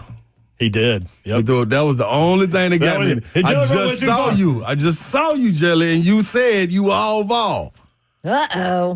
So the next time I talk to him, Jelly, we got to have a little convo, brother. That when I run into magic got in. Yeah, and it's easy. Boy, Candace Story Lee in that. Oh, did y'all see after she took the picture? Yeah. How hyped she was? Yeah. I was like, see, that's what I'm talking about. Yeah. That's what I'm talking about. Love what you love. But you're right. Sometimes entertainers, though, get caught up in the moment of pleasing people. Yeah, I ain't got time for that. I ain't got time for you to be getting caught up because I got to call you out if you're getting caught up. Yeah, he was wearing Tennessee sweatshirts and hats on the field at Neyland, hanging out with Tony. You can't have both. Listen. Did 3 Degree Lee turn him? She could have. Is he turned? That'll be the question I ask. And if so, I'm cool with that. Stay on that side, though. You're going to go down a Kidney Chesney path then, Jelly. You don't want to go down that path. Where everybody bitches about Kenny Chesney wearing everybody's jersey everywhere he goes. Yeah. Now, he's a big Tennessee fan. Morgan Wallen can come right down here and go and represent Vanderbilt and show love and be over there celebrating and everything, but you won't see him throw up no video. Nope, he ain't changing. He's all saying. Vol. He's all Vol and everybody knows it. Just saying. Me nitpicking everybody. Martin Luther King Day in 2013 at the Super Bowl. We are on Radio Row, and we're in New York, so it's Eastern time zone, so our show goes an hour late. It goes till 7, right? So there were very few shows still rolling at that time. And this it was was us. 2012? 2012, yes. And it was us and Peter Burns. Peter Burns was doing his show with the SEC Network now for forever. A good friend of his from his days doing radio in Denver. So he was doing his show. Guy walks in, and we're like, we had like an hour left. I think we were in the last hour of the show or something. And we had recorded interviews. It's kind of what we do and then play them. Guy walks in by himself. I'm like, that's the Reverend Jesse Jackson. And he sits down with Peter Burns. So I go over there before they even go on the air, and they're talking. I'd lean into Peter. I'm like, can you please send him over? And so sure enough, he did. When they got done, he sent Jesse Jackson over. And he talked about a lot of things, but one that's pertinent to today for sure is he was there when Dr. King was assassinated on April 4th. And we asked him kind of what went on that day. It was a lot of pain. I was coming across the courtyard. He was on the first floor balcony, and I was on the ground talking with him. I was coming across the courtyard. We were on our way to Reverend Billy Kyle's home for dinner, and Dr. King was about an hour late. He said, Jess, you're late again. I said, Doc, you're late. He said, you're coming across the courtyard. You don't even have on the tie. I said, Dr. King, a tie is not a prerequisite for eating, but an appetite. He said, you're crazy. And we laughed. And he said to a friend of mine sitting called Ben Branch, be sure to pray my favorite song tonight, Precious Lord. Ben said, I will. He raised his head up. I said, Doc, pow. And at that moment, the bullet pierced his neck, cut his necktie, went down and blew his heart out. He died instantly. The only thing about it was that he did not suffer. But because there was so much hatred toward Dr. King, so much fear of what he represented, it could have happened anyway. It was Memphis, but the crucifixion could have taken place any place. But it did happen in Memphis, and we must honor the place where the crucifixion took place and the blood was spilled. When that happened, that exact moment, did you think, what was your thought about who had done it? Did you even think about that? Did you realize what was happening, or did it seem surreal to you in that instant? Two things happened. One, I heard someone saying, get low, because whoever did the shooting, if they had been spreading bullets, could have hit a number of us at the same time. We didn't know. That was said before the shot? No, and the shot Somebody said, get low, because we didn't know what was happening. The second thing that happened was that I guess my athletic thing kicked up. You cannot, when the number one player falls down, you can't forfeit the game. The number one player will not have you forfeit the game. You must take a deep breath and push through your pain. Champions play with pain. So we could not let one bullet kill a whole movement. We could not let the one bullet kill the movement, the spirit of our times. So today, we're talking about the Super Bowl game. You couldn't have had the Carolina Panthers and the Atlanta Falcons behind the cotton curtain if we had not won. You couldn't have had Memphis playing the big Arkansas game LSU from Alabama had we not won. You couldn't have had the Super Bowl in New Orleans or the Olympics in Atlanta. Because of our victory, everybody won. The cotton curtain came down. Everybody won. We are all in the debt for those who sacrificed to make America better. Wow. How he can just matter-of-factly just say, talk about the shooting. Like he was standing right there. And so descriptive, too. So descriptive. It ripped his tie and went through his heart. Wow. Man. He said we could not let one bullet kill the movement. And he equated it to sports, which was interesting. The champion wouldn't want you to do that. Wow. Keep going. How about that? That was dope right there. That was perfect. Dog, he could put you right there. Him coming across the courtyard, getting ready for dinner. Like, wow. He painted a picture on that one. Where's your tie? Yeah. Tie's not a prerequisite for me to eat. That was a good comeback right there. Dog, that's tough. How about that? Crazy. Zeph, thank you for finding that. Man, great job, Zephyr. You might get one more star at Cracker Barrel for that one. You just gonna make him a 5-star? You're a 5-star. They already have it. They're already after him. I mean, he's sewing on the other 4, so might as well sew another one on. Well, I mean, he's never been Employee of the Month, so. This is Babsy. You are hitting it on the head. Mm-hmm. Were we surprised? I'm surprised that we never asked him that question, but when I asked him that question, we assumed it. Have you ever been Employee of the Month? And he said no. Were you surprised? Absolutely. As great as he is, air quotations, back there with the eggs and biscuits, and Keith relies on him. How easy is it to get 4 stars at Cracker Barrel? Fairly easy. You just got to be there. Like, you show up to work and do your job. That's what a lot of life is. Show up. Is 4 stars 4 years? No. Listen, the time frame. 4 years? The time frame is like Keith weird. is gonna kill you, dude. Listen to me. I don't mean to like break my arm patting ourselves on the back, but is there any show in America that can go from that emotional Jesse Jackson thing to the absolutely not to the Cracker Barrel 4-star? Absolutely. No. So I'm gonna challenge you at a biscuit making contest one day. I'll make sure my stars are sewn on when you. 2 lines stuck out to me from today's show. You don't even have to work there that long, and you don't have to be good. Just show up. Yeah. Two things. 2 lines stuck out to me from today's show. Number 1, Babu is on his game. Babu is a definite game changer. Slay got his White Castle, and in effect, so did Babsy and I. And the Reverend Jesse Jackson, we could not let one bullet kill the movement. Man, that was it. On 3HL 2012. Mm-hmm. All right, y'all. Back at it tomorrow. We'll see how this national championship thing unfolds. Let's go. Got an hour. Let's go. Will the Titans make more moves on the coaching staff? Players tweeting about how excited they are about Bones Fossil. And there's got to be a Special press teams conference coordinator. coming soon for the Titans. Got to be a press conference coming soon. We appreciate you guys, as always, for including us in your day. We do not take that for granted, nor do we take that lightly. Have a great night, y'all. Have fun watching the game. Good night. God bless. See ya. Wouldn't want to be you unless you're getting a shout out. And shout out to Unity, people. Continue living a dream on Martin Luther King Day. We appreciate you.